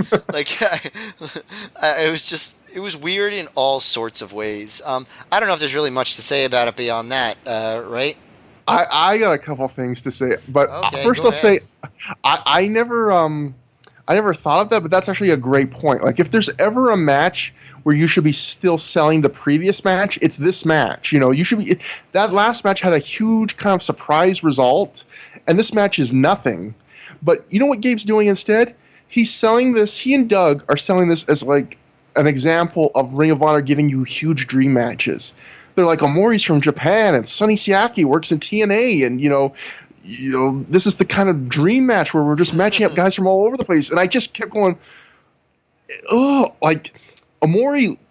I'll say this: I'm not going to blame Siaki because Omori clearly is the guy leading Siaki through this match, and Omori wrestles what I would describe as a match that's the level of basic you would see from 3-month wrestling students. It's just the most, apart from maybe a couple moves at the end, it is just super duper basic. And it stands out even more in a promotion where it's full of young, hungry guys, as Eddie Guerrero would say a few shows earlier. You know, Ring of Honor and these work rate kind of crazy indies in general are full of guys who either just love wrestling so much or they're trying to get noticed. They're just going all out. And Omori here is doing the opposite of going all out. And it stands out like such a sore thumb where he's doing the bare minimum to get through the match so he can go home and just... And it's funny because a few months earlier, Dave wrote, or a few weeks earlier, I don't know, he wrote that Omori has been on a U.S. excursion, and the reports are that he's been unimpressive thus far. And I thought, well, I don't remember Omori being that bad, but I should have listened. And I thought the other thing that was pretty funny was, oh, wait, I forgot now. This match is ruining my brain, but... Now that is a very strong indictment of a match. Yeah, this match is making me... It ruined your brain. It ruined my brain. But, that's the other thing. Gabe also once tried to sell this match at one point in the crowd's kind of quiet, and it seems they're not killing the match, but it seems like they're mildly disinterested, which is the right reaction. And Gabe starts going, I know this crowd sounds quiet, but they're watching intently. He goes, and then I think either he or I think it might have been Doug go, yeah, they're not just popping for entrances like WWE fans. How terrible. And it's it's clear the fans are being bored by this, and you're trying to sell it like, no, these fans are great. They're like a Japanese crowd watching this so intently, taking it in. Analyzing the angles that someone has the chin lock on. And this is a match where at one point in the middle, I'll just point, I don't know if I've ever seen this before. Both guys kind of slowly get to their feet and sell exhaustion probably 3 or 4 minutes into this match. And the move that which they're doing this for is a backdrop. Like they're selling, that's how basic this match was. Just worst match in the company so far. Not that anything was botched, just so basic, so... boring. Zero effort put into it. But... next, we get something pretty noteworthy and a little more exciting, which is we get the Ring of Honor debut of CM Punk. He just walks right out there. He's like, oh, here's CM Punk. Wait, what? And apparently this was an impromptu thing because CM Punk and Colt Cabana that night had worked the 3PW show we mentioned at the start of the show. They had worked it right down the street. And apparently they had made a last-minute deal with Ring of Honor to come in and make this appearance. They added this to the show, which was another of Gabe's excuses for why the show went long, that they added this at the last minute. And they just had worked out some quick verbal deal like, sure, we'll start booking you, come in and do a promo. And do a promo Punk does. He cuts a promo, a very surprise, it's a good promo in the sense that he has good charisma. He's very comfortable on the mic. He's already the CM Punk we know and love in that sense. But it's a very raw kind of respectful face promo, which was almost off-putting to me because that is not the CM Punk I know, where he's, I can't wait to wrestle in front of real fans like you guys. You are great. It'll be an honor to wrestle in front of you. He talks about how he's going to debut in November, which is not the next show, but the show after that. Colt Cabana then comes out, and he complains that, why isn't he getting a Ring of Honor debut? He points out that even though Punk has worked something like 80 weekends straight, that Punk recently had a skull fracture injury where it took him out for a while, and Colt was still wrestling all that time. And why isn't he getting the shot that Punk is? And Punk says maybe you still have something to prove, and that's the end of the promo. It was weird to see Colt Cabana not even attempt to be funny. That was one thing I noticed. Like, I'm so used to him always making some sort of wisecrack, but he was just a totally serious indie dude here. Like, his delivery was also above average for the guys in ROH, but I agree. He was just a plain dude. Yeah, like you said, it was really weird where his delivery was good, but it was a rare kind of serious, he had to play almost the kind of angry, bitter guy. I mean, it didn't come off like he was super bitter, but the guy who had an axe to grind. Right. Which is not the thing. I mean, maybe that's Colt Cabana. If anyone who listens to Art of Wrestling knows, that actually might be closer to the real Colt Cabana if you've ever listened to him talk about ad nauseum the time he was released from WWE. But although, back then he didn't have quite as much of an axe to grind in real life. Yeah. He was young and had the whole world ahead of him. Uh-huh. But so it was definitely interesting to see Punk where the pieces are falling into place, where we only have one or two more big pieces, I would say, from the era we really fell in love with Ring of Honor to drop in now. Really, Samoa Joe seals the deal, right? Like that's, and he'll be there next show. Yeah. So it was interesting to see Punk, solid promo, and then we go backstage where. Well, actually, I just want to. Go on. The two pieces I guess you're thinking of, because besides Samoa Joe, would be like singles homicide. Yeah, and I almost want to say the Generation X guys, but that's a while later. Yeah. You don't really need them. So really, I think you're right. It's just Joe. I would say is the only guy that we haven't seen at all yet that kind of solidifies.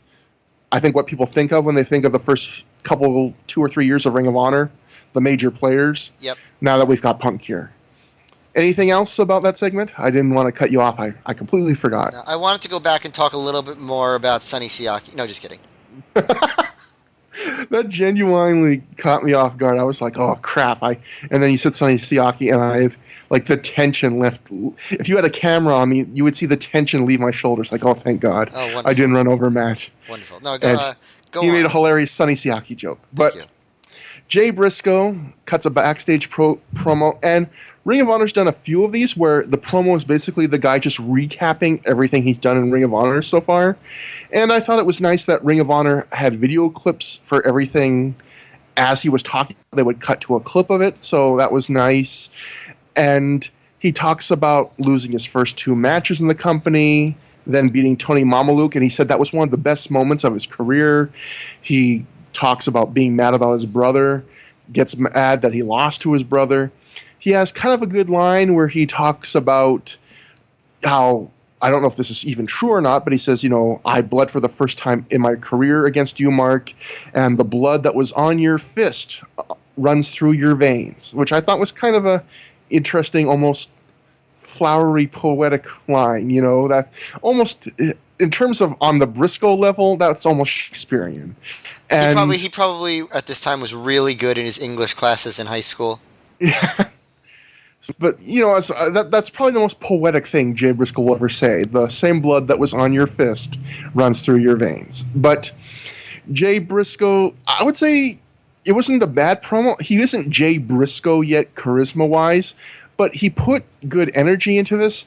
I will say that the very end of it gets corny, where he starts getting really, really mad out of nowhere and going, he's not going to lose anymore. I'm not going to lose ever again. And then he stomps his feet and folds his arms and goes, Yeah, that felt more forced than everything else here. He was a kid.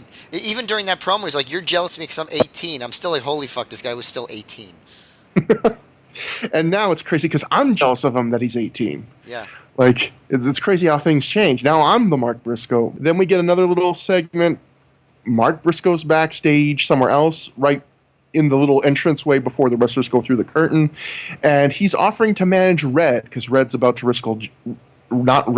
wrestle Jay, and Mark gets pushy about it, literally about wanting to manage Red. He literally shoves Red, and Red responds with a super kick, which knocks Mark on his ass, and Red immediately after that super kick, his theme kicks in, and he walks through the curtain, and the camera follows him through the curtain.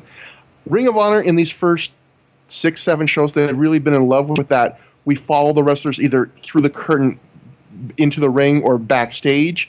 I thought this was the best of all of those because, the crowd had no idea that he had just done that he had just super kicked Mark Briscoe, and they wouldn't know until they bought the DVD or the tape, but we did. So I thought that was a real cool kind of immersive thing. Yeah, I agree with that. And is there anything else you would have to say about those two little Briscoe segments setting up the next match? No, I guess the main thing I would say is Red is not a good personality at this point. No, I don't know if he'd ever be a great personality, but he'd be a great Amazing Red in his own way. And then we get to Jay Briscoe beats the Amazing Red.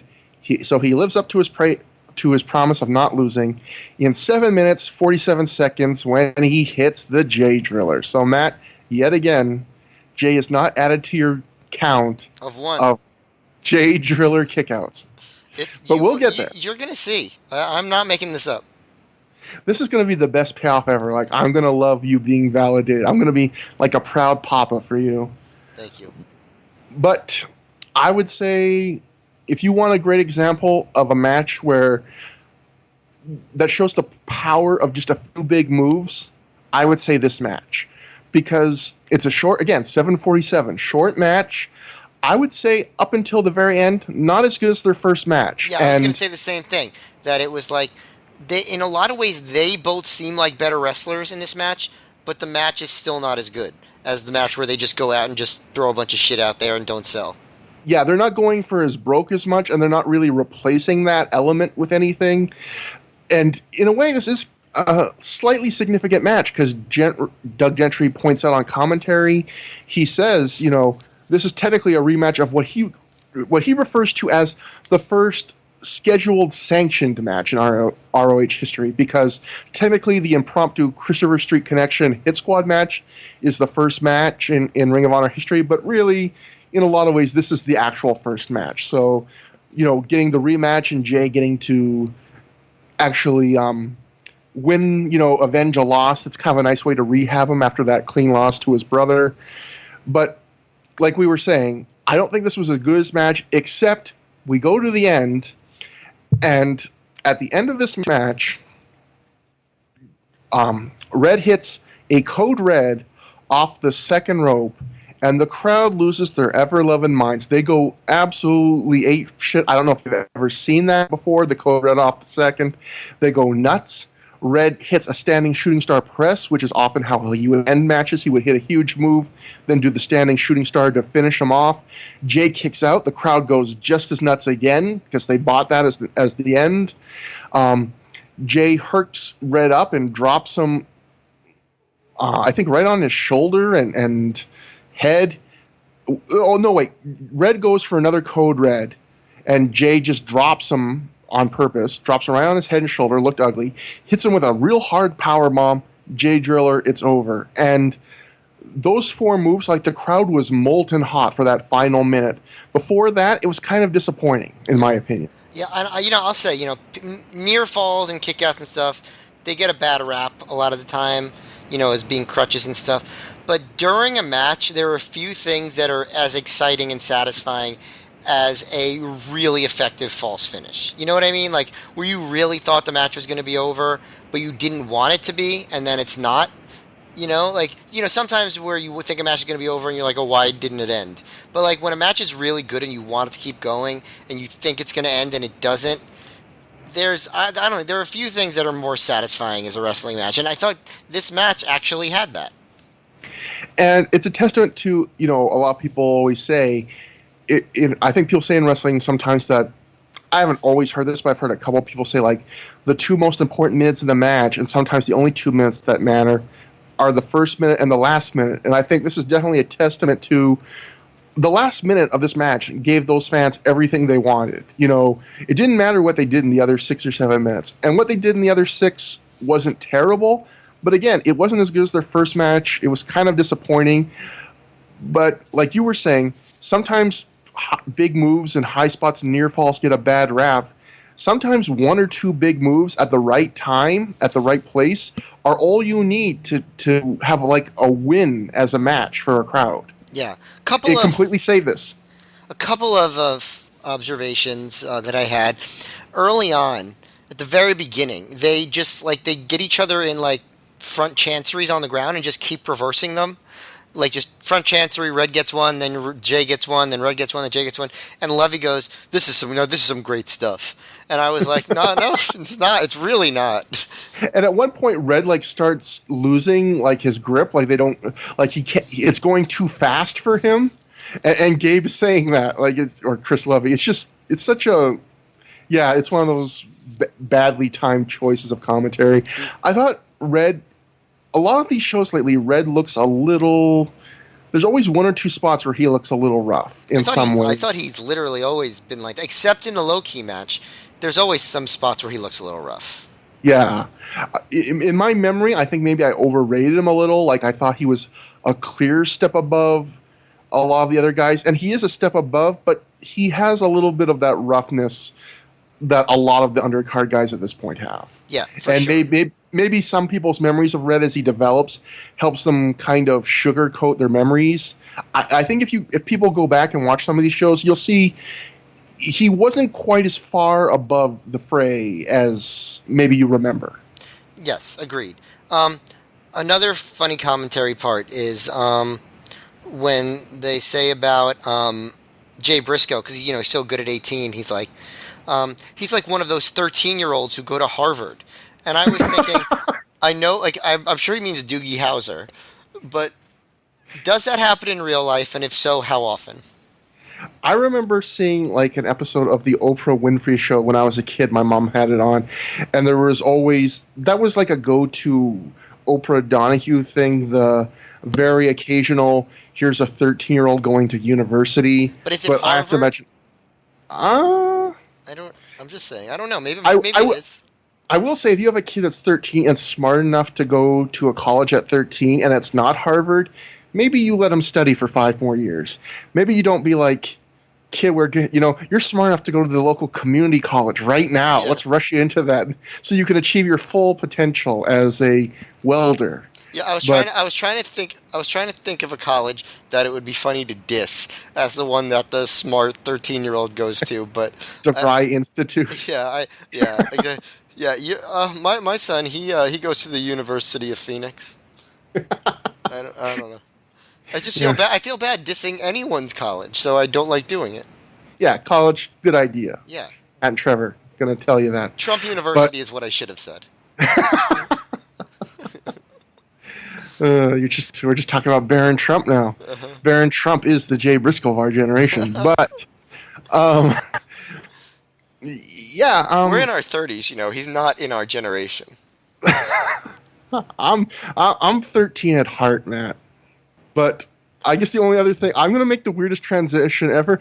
The only other thing I want to mention about that Jay Briscoe and Amazing Red match is Jay continues to do one weird, cool thing every match. This time he cloverleafed Red's legs and slammed him while he had a cloverleaf of the legs. I thought that was cool. But another average match with a great final minute that satisfied the crowd. Gabe and Doug at this point then talk about how they'd like to see a third match between these two, and Gabe casually mentions, I'd like to see them as a tag team, which is what we mentioned earlier. And so, yes, there are planting seeds. We will see a Jay Briscoe Amazing Red tag team in the future, not too far ahead, actually.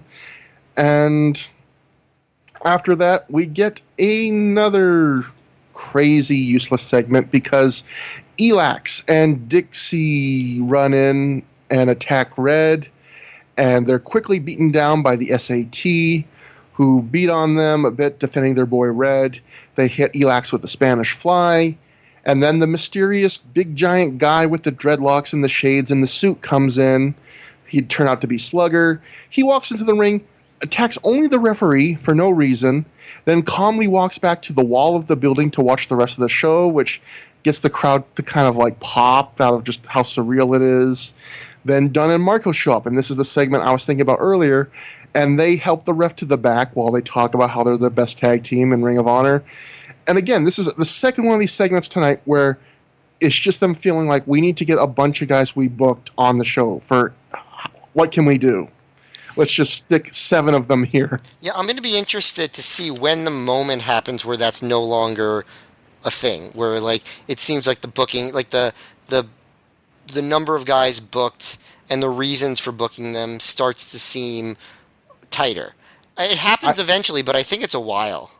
I think after the next show, Gabe, we'll see in the notes, there'll be Gabe kind of has a come to Jesus moment where he goes, okay, no more than 10 matches at least, because I think even reading these reports, you're seeing fans more and more complain about the shows going late, there being too many segments. So, and if any bookers can be aware of what people online were saying, it's going to be Gabe.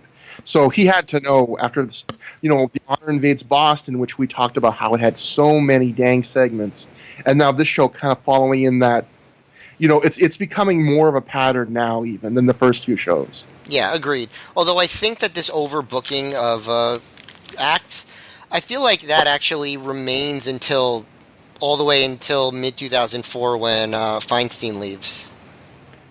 Yeah, there might be fewer technical matches on announced official matches, but there's still going to be a lot of bloat in different ways, I think. A lot of four-corner survivals and scramble matches with a million guys. That's part of it also. Yeah, just people jammed in places you don't need. But right. On to a happier topic, which is the big semi-main event, the street fight. Paul London takes on Michael Shane, and Paul London gets his win on Michael Shane. He beats him in 20 minutes, 38 seconds via pinfall after a shooting star press off a giant, rickety, warped ladder. Matt, did this live up to kind of the memories and the reputation for you?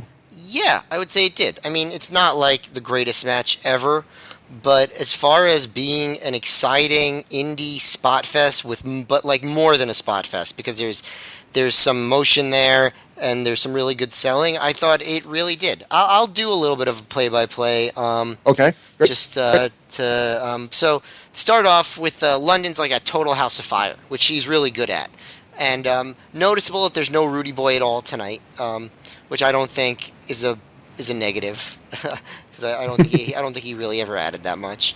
So London press slam Shane off the top to crotch him on the top rope. Like Shane, like the sort of like the press slam that Ric Flair always gets done to him when he's on the top rope, but London throws him crotch first onto the rope. London tries to skin the cat, but Shane spears him while he's upside down, and London falls hard to the floor. I thought that was really cool. Then London wipes out the guardrail again, which he seems like he likes to do. Sets up a table, he grabs a chair, and Shane does a flip dive onto the chair that London's holding, like a senton dive. And the chair goes into London's head, so London blades. Not really a good blade job. Very so-so blade job by London. But it allows to transition to Shane getting the heat. And then London rams Shane into the chair, which is like propped up in the corner, and Shane has a really good blade job. So Shane is like gushing blood. London just has a little bit of a trickle, but Shane actually pulls out the ladder first. It's like the smaller ladder, and he's like kicks the ladder. London kicks the ladder into Shane, and the selling already is well above average for ROH. Like it's pretty dramatic selling. It's not like very specific body part selling, but it's they're selling in a way that adds to the drama. And London goes for something off the top rope, but it's very awkward. Like there's just like this awkward botch where I can't even tell what was supposed to happen. But the crowd is very with them. They don't make fun of them for it at all, and they just are allowed to move right on. The ladder's in the corner. There's a series of reversals, and Shane belly to bellies London into it for 2. Then Shane just like drops the ladder onto London. London does a head scissors on Shane on the apron, and Shane goes through the table on the floor. London then pulls out the really tall ladder from the beginning, and he props it in the corner. Then he backdrops Shane into it, and Shane runs away to the aisleway. So London runs up the ladder that was already leaning on the corner, and this is the spot that they spoiled early on. One of the very famous spots from early ROH. London runs up the ladder, does a flipping senton onto Shane in the aisle, which was awesome, totally awesome. And then he sets up the other ladder. He handsprings off it, but Shane reverses into a power bomb for 2, which is really cool. And at this point, the crowd's just going nuts. ROH chant. Shane hits the picture perfect elbow, and it really is a good elbow, I will say. And it gets 2. London does the shooting star press. He gets 2. Huge ovation again. London sets up a giant ladder, which is it really is very bent at this point, but he sets it up. Shane knocks him off and climbs up, hits the elbow for 2. Shane climbs up again. London knocks him off with the springboard flip kick, which I thought was really cool. Like he springboards into the ropes and does almost like a cabrata, but he kicks Shane on the ladder to knock him off. Yeah, exactly. Imagine a lionsault that ends in a drop kick to a guy that's standing on a ladder. Like almost like a moonsault kick. It was really cool. Yeah, very well done. And I thought it made sense. Like that would be the move to do there, if you really needed to do something. And then London climbs back up the ladder, and this is the debut of the famous "Please Don't Die" chants, which were initially associated with London. And Lovey really puts it over. He's like, man, these crowds today, they want the wrestlers to kill themselves, and this crowd's chanting "Please don't die." We have the best fans ever. Which he had a point. Yeah. And he does the shooting star off the ladder, and he wins. And it's the perfect shooting star press. And when London hits it, referee Paul Turner jumps like 100 feet in the air to sell it. And it's awesome. And the crowd goes nuts. And the crowd chants "Match of the Year," 5-star match. It was not a 5-star match. It was a 6 1/4 star. No, just kidding. But no, it was really good. Like it was a good, like it was a great match, I thought. There was a lot more than you would expect from 2 guys at this experience level. They really put together a well-designed match, and the selling, especially by London, was very good. And you could, this was London's big star-making match, and from this moment on, he's, one of the biggest stars in ROH. I completely agree. This match, again, like you, it's not a perfect match. It's not a 5-star match. It's a great match. And it holds up, I think, 15 years later. Not that 15 years is a super long period of time, but you would think if any match would, matches that tend to age poorly are matches that are less about story and more about big spots and gimmicks, because the bar for those are always getting raised up quicker and quicker. That's the first thing that gets raised.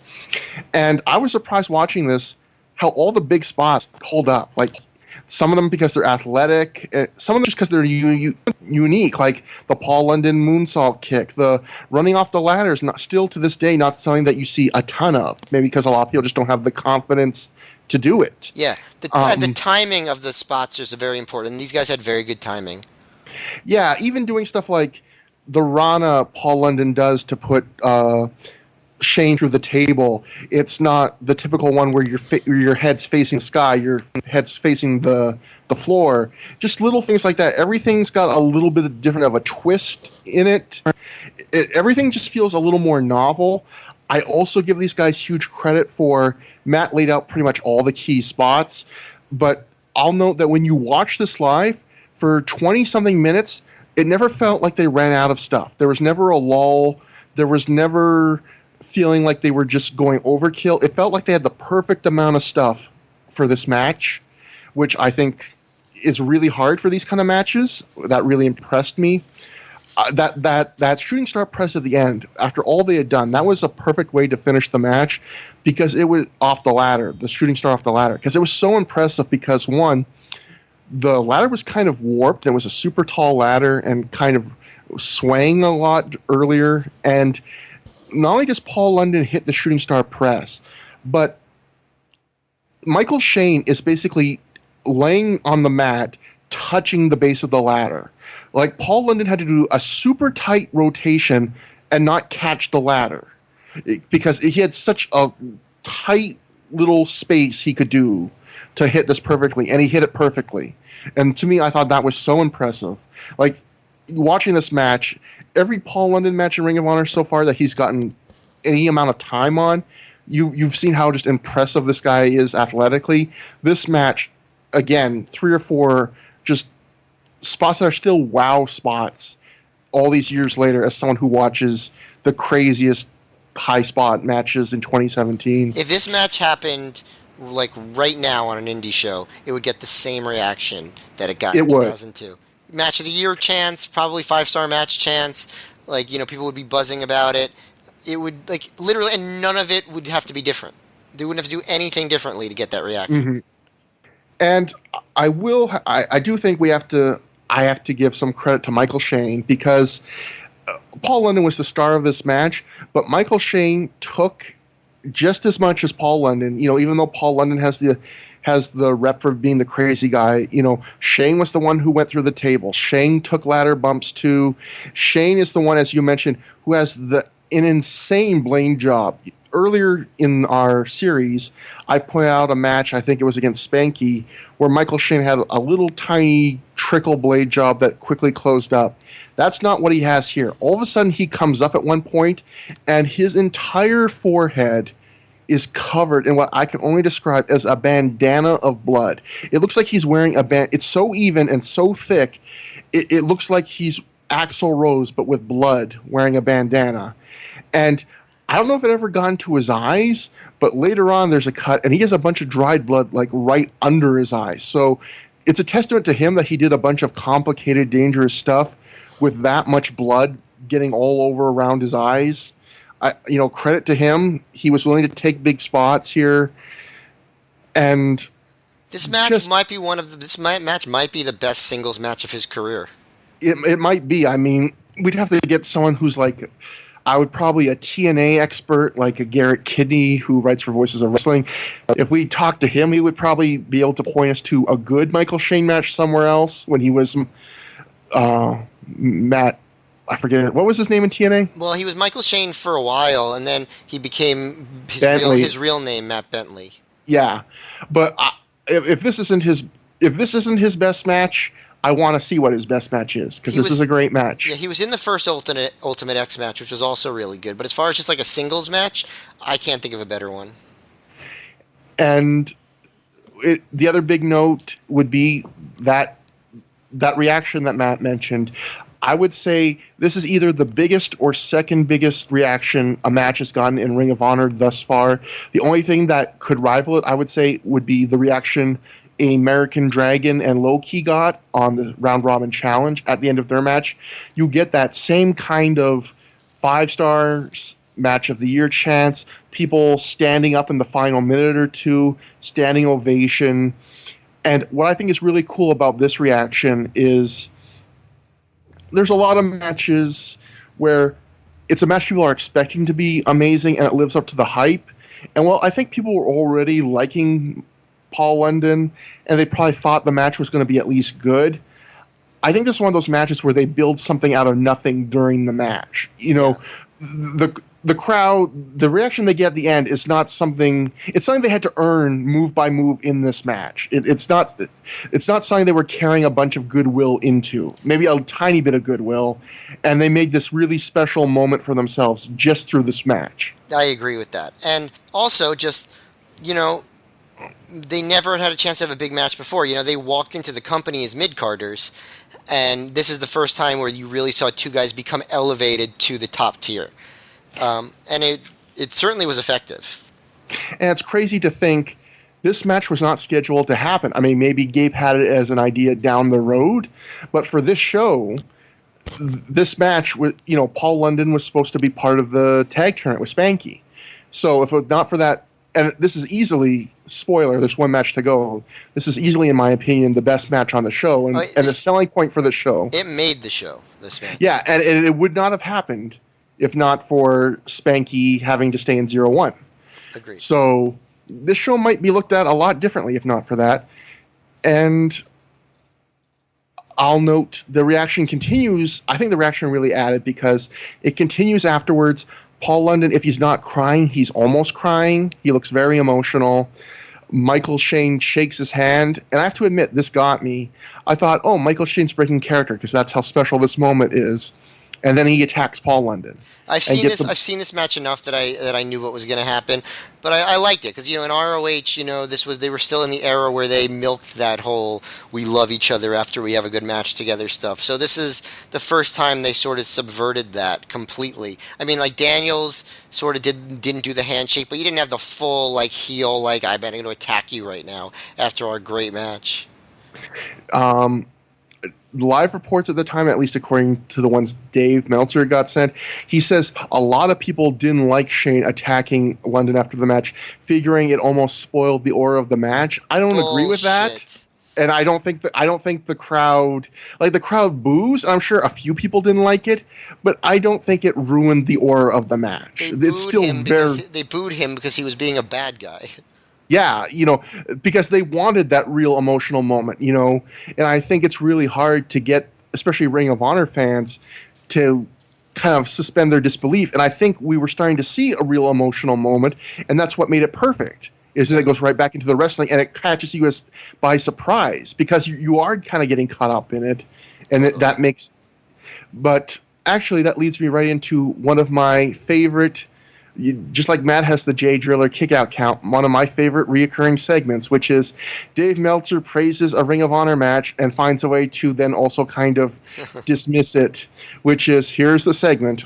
This is Dave's quote. Paul London versus Michael Shane ladder match was incredible. Fans were chanting 5 stars and match of the year.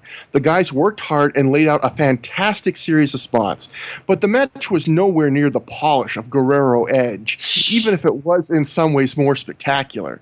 The selling also isn't at that level. The move where London ran up the ladder that was on the turnbuckles and dove off with a flip dive to the crowd was incredible. London, who the Funks are really high on, is the real deal and will make his name to anyone who sees a tape of this match. It's worth going out of your way to see. So again, another classic example of Dave super hard praising a match and then in the middle of it having to say, well, not as good as this WWE match. Yeah, and by the way, I don't even that Edge match obviously in Eddie is great, but I don't think Edge at this point was better at selling than Paul London. Eddie Guerrero obviously is one of the best wrestlers who ever lived, but Edge's selling as a face in 2002, I don't think was anything so special, and London's selling was really good. Yeah, and I think in this match in particular, other than, you mentioned that one spot where London comes off the top and it looks almost like he was hoping that Shane would catch him with a powerbomb or something, and so he didn't really attempt to even do a move.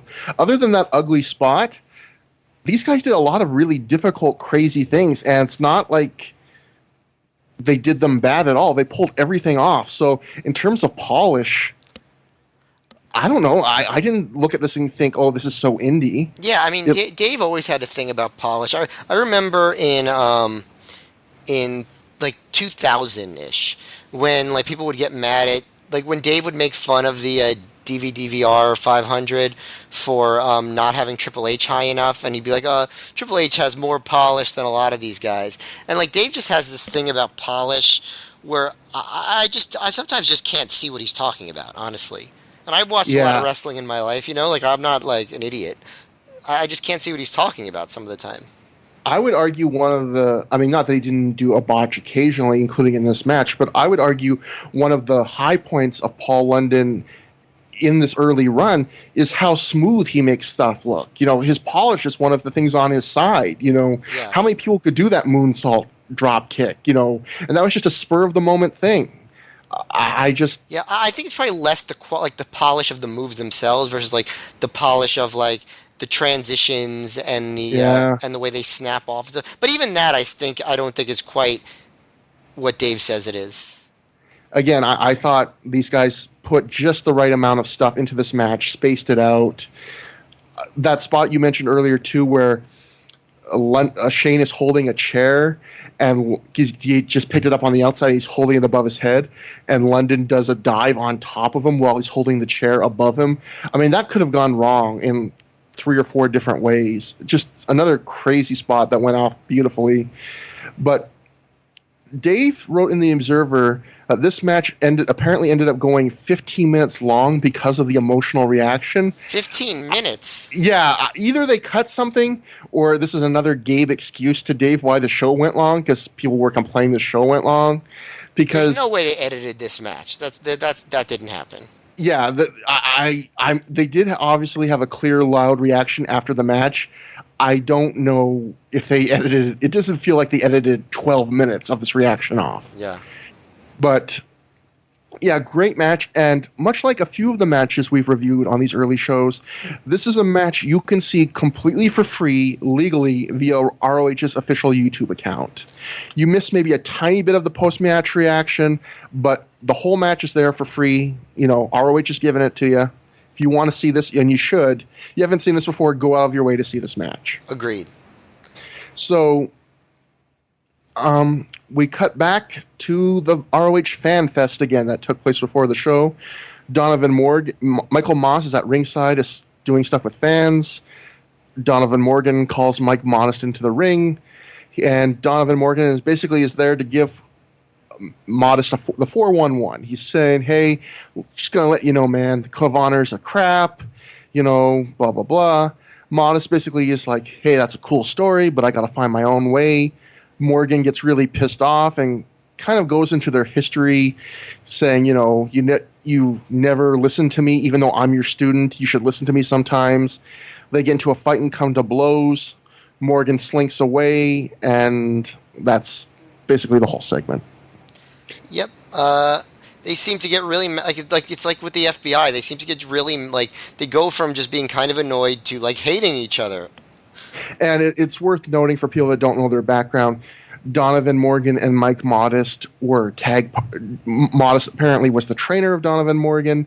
They were tag partners in Pro Wrestling Noah at this time. They ran a wrestling school called Pro Wrestling Iron together. So I did kind of enjoy that during the show on commentary and during this promo, they are kind of acknowledging the history that these two have, which is pretty rich and has nothing to do with Ring of Honor. So I like that they brought that in a bit. But unfortunately, this is Michael Moss' only show, so they won't really get to use that. Yep. But that leads us to the final match of the show and the final match of the Ring of Honor Tag Title Tournament for the title. The Prophecy, Christopher Daniels and Donovan Morgan beat American Dragon and Mike Modest in 26 minutes, 40 seconds when Modest pins American Dragon after the last rites. Where are you getting that time from? Because I know for a fact it wasn't that long on the DVD. I was about to say, this match, the Observer says it was 26:40, and they were getting official times. Different Wikipedia sites say it was 26:40, so I was about to go into, we have two options, I think Cage Match or something says 26:40. So we have two options here. We can believe that the Observer got the wrong time and everyone on the internet is taking that, or we can say that they cut 10 minutes out of this match, because I looked it up. When I was watching it, I made sure to time it out because it didn't seem like it was going to be that long, and it was about 16 minutes, I think. So either they cut 10 out, which I guess is possible because the show ended right around 3 hours, which was kind of the limit for VHS tapes and where all the shows were ending, or maybe it really was a 16-minute match. It just feels to me like they wouldn't give that match that much time because it didn't really build to anything so incredible, but I could be wrong. But it was also the main event, so I'm not sure. Also, Matt, did you notice a lot of people leaving during this match or something? I wasn't really paying much attention to the crowd because I'll note something that was from the live reports.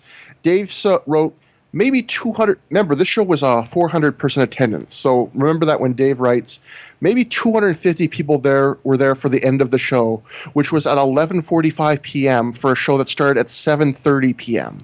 They had a fan fest earlier that started at 6:15 p.m. Many different reports thought the show should have less matches and less wrestlers, but that it's hard to say anything negative about a group that always delivers an excellent show. While every report said it was great, virtually every report also said far too many people were on the show and complained of overbooking angles.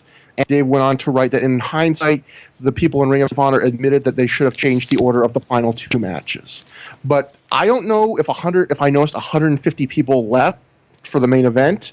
I did notice as soon as the main event ended, while they were still shooting an angle, I noticed there were some people that were getting up and leaving in that sense. Yeah, so, I thought a lot of people I noticed leaving right after the match ended. But no, I did not notice that like during the match. No, I think people waited till the pin was counted. So I don't know if those reports were just exaggerating or we were missing people on a certain side, but I definitely did get the vibe of people going like, as soon as the match ended, I don't care what else is happening. I got to get out of here. It's almost midnight. Yeah. But, and this match was a victim of card placement, I think, because it does not get the reaction I think it deserves. I don't think it's a great match. I think it's a good match, but the crowd is clearly exhausted. They're not completely silent, but even Gabe on commentary acknowledges, that the crowd is exhausted after London and Shane, and this match has to directly follow it. They do work a fast-paced match, lots of action. Which is another reason why I don't think it was 26 minutes. Yeah, I'll say if they cut out 10 minutes of this match, they must have cut out all of the slow-paced build, because I can't imagine them working a match at this pace for another 10 minutes. Actually, that makes sense, because I do remember actually watching the first spot of the match, and they were going for a test of strength, and I was like, now that I think about it, that's not usually how they start a match. Yeah. So maybe you're right. Maybe they did cut out like the opening 10 like feeling out process. That actually makes some sense. On the I know we have some people like Joe Gagney who have been at shows, but not the Philly shows, I don't think. But if we have anyone who was at the show, if you have any idea, Green Lantern fan, if you're listening, was this show 2640? I mean, was this match 2640 or not? I think we're honestly, because I honestly watching this, I was looking for the cuts. I can't tell if there's cuts or not. I can't see them. I'm not saying there isn't. If anybody remembers what this match was like live, they have a very good memory. Yeah. If you can remember if there's an extra 10 minutes to this match. But good match. Not a ton of story to it. I thought American Dragon had a great selling performance here. He sells his leg, and he does a couple really cool things where at one point he does a tope to the outside, and when he lands and his leg hits the ground as it would on a tope, he sells it, which I think a lot of guys wouldn't do that. Later, when he does the cat mutilation, he holds his injured leg off the mat so it doesn't touch. And I almost thought I wrote, this is a selling performance too good for this match, because most of the time it doesn't prevent him from doing anything. They don't really focus on it to get a win, but it's just he sells his leg really well, even though it's kind of more of an action-oriented, just work to big moves match. But overall, good match.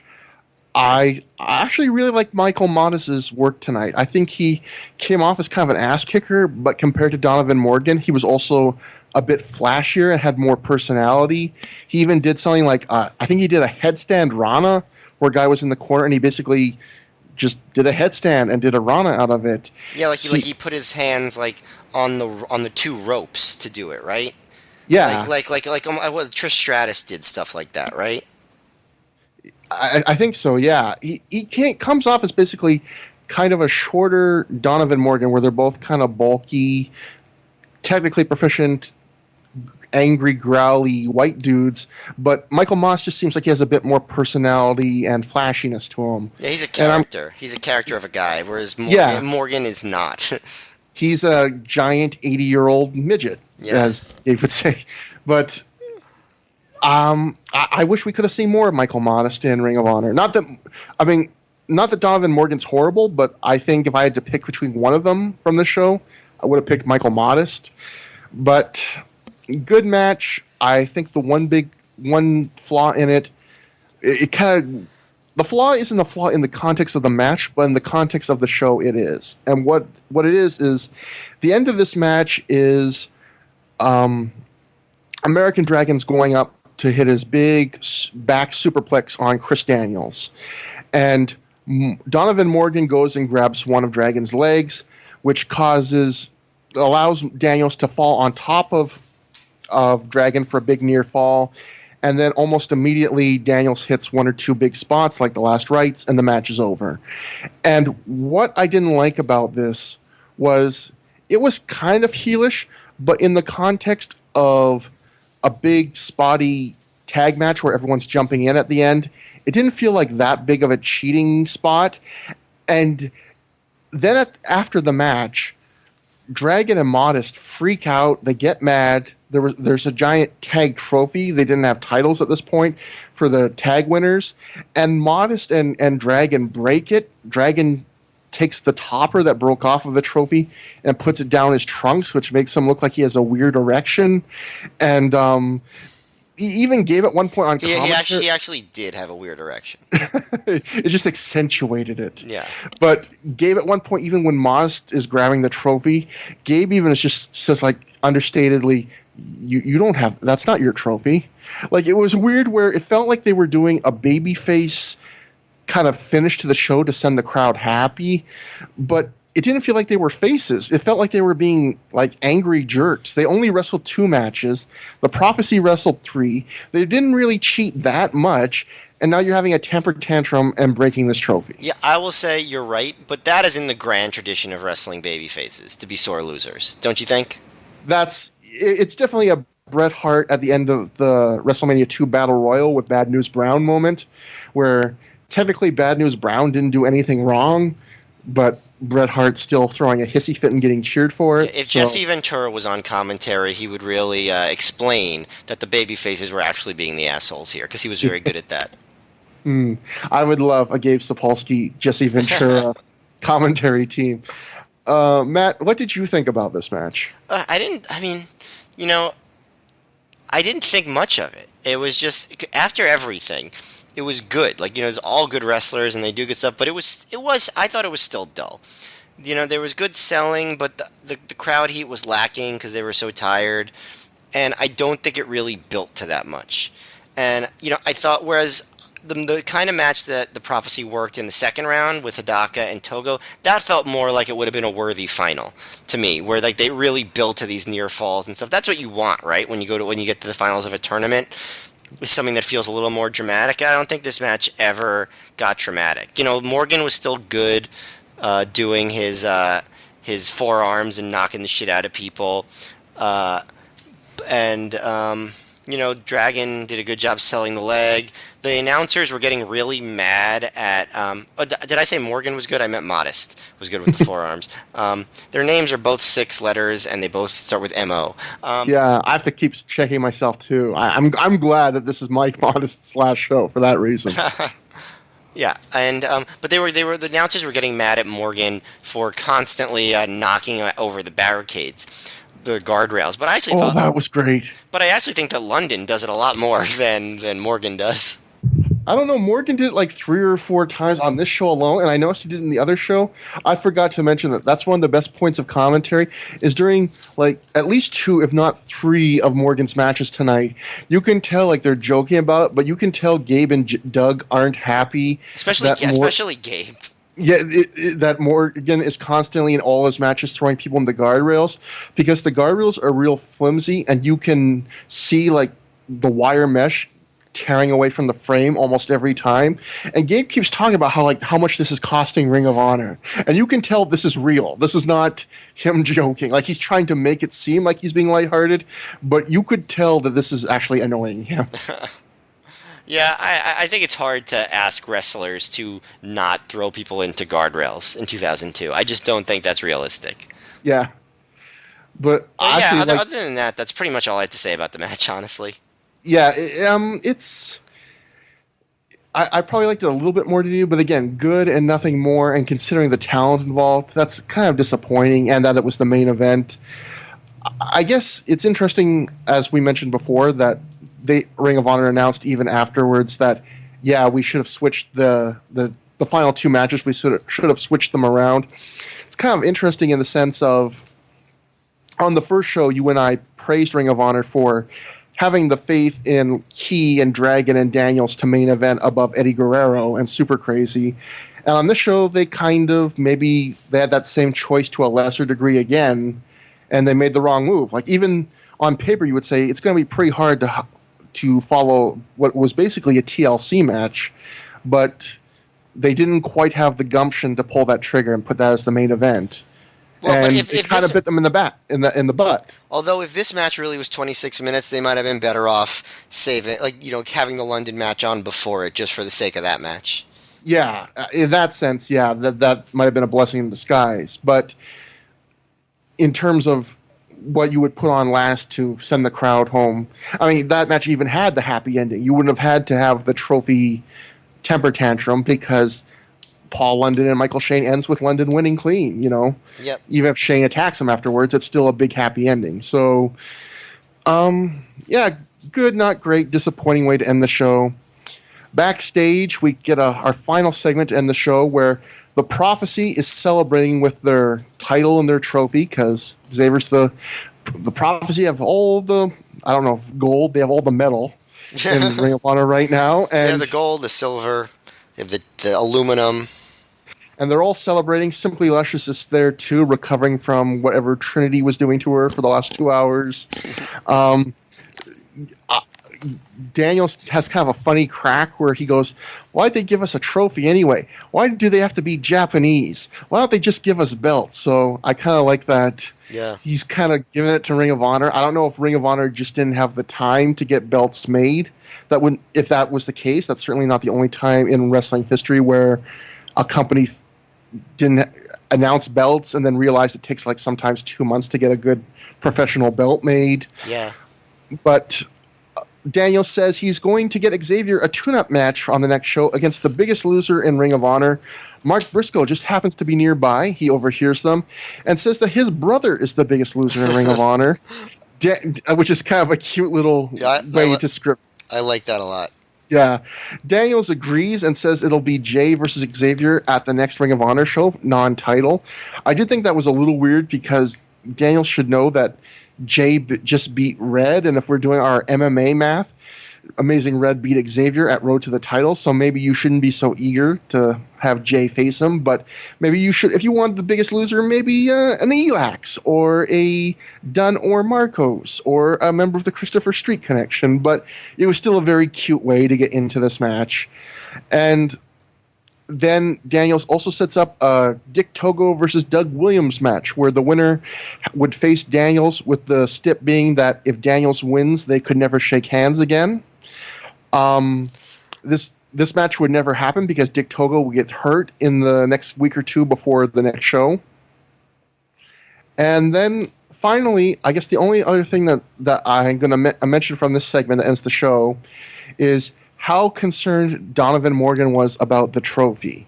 Because Donovan Morgan at first during this segment is like, oh, I know this trophy place. We can get this trophy fixed. And then later he goes, we can't defend the trophy until it's fixed. Like, Donovan Morgan was very concerned about this trophy. And I thought that was cute. Yeah, who could blame him? That's the most personality he's shown so far in Ring of Honor, is his love of trophies.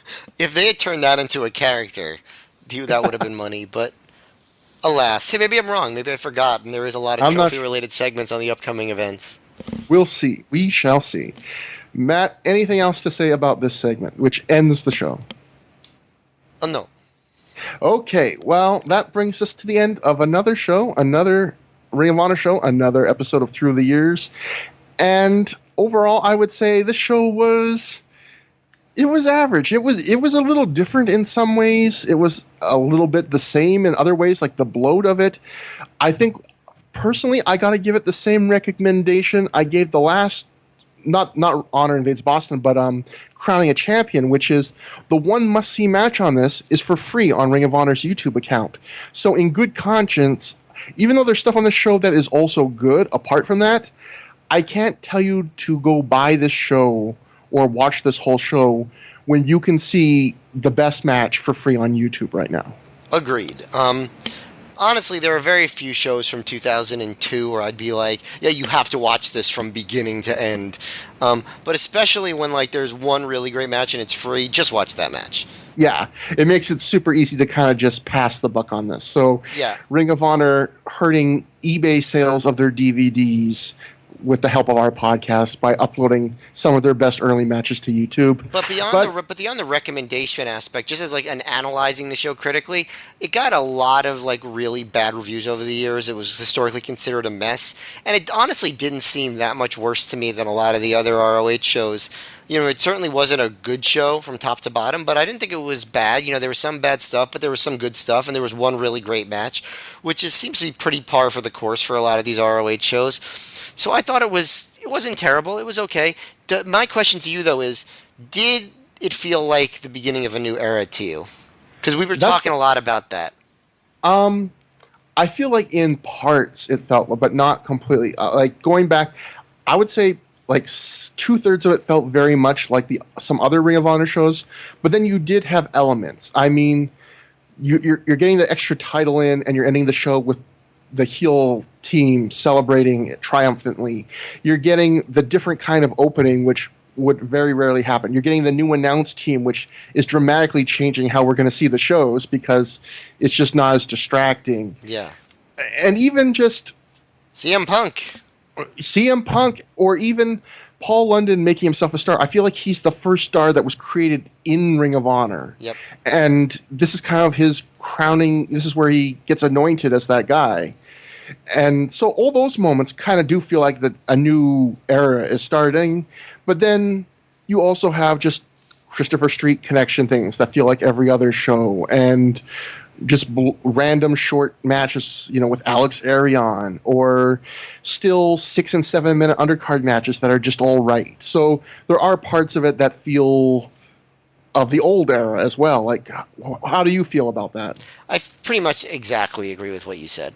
Like it's a mix. Like the new era is slowly creeping in, and you know, I feel like when there are certain things that just have to sort of slide away for it to fully be established. Like, nothing against them, but I feel like the continued presence of the FBI like makes it still feel like the old era.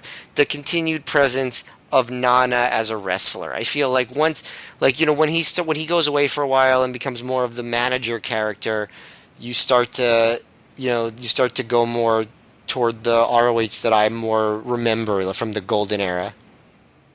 And even eventually, we're hopefully going to reach a critical mass soon where there's just so many good guys on each show. You know, Punk's coming in soon.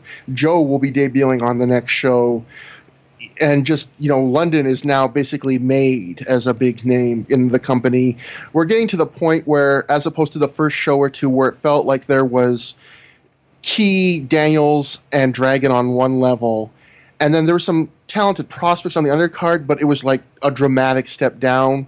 We're getting to the point where, especially once Homicide gets a singles push, there's going to be too many guys to feel like you're just having three at the top. Agreed. It's going to become undeniable. So that brings us to the end of the show. Next time, we will be reviewing Glory by Honor, which will have Doug Williams versus Christopher Daniels. We'll have a three-way for the rights to the Showstopper name, with Michael Shane versus Paul London versus Spanky. We will have Steve Corino's in-ring Ring of Honor debut against Rudy Boy Gonzalez. And we'll have some random guy named Samoa Joe's wrestling some schlub named Low Key. That'll probably be average or something. And for anyone that wants to contact us, ThROH@gmail.com. You can email us. Remember, that's through spelled with THROH. You can contact me on Twitter at Trevor Dame.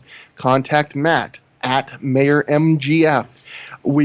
I check posts on our threads at the Pro Wrestling Only message board, on Figure 4, and on Voices of Wrestling. Support thecubsfan.com because it's a good website. Place to be Nation. Thank you again for giving us our home. And Matt, anything else to say? No, thank you for listening. It's good to be back, although I guess you weren't gone for that long. And we will see you very soon. We'll see you. Bye.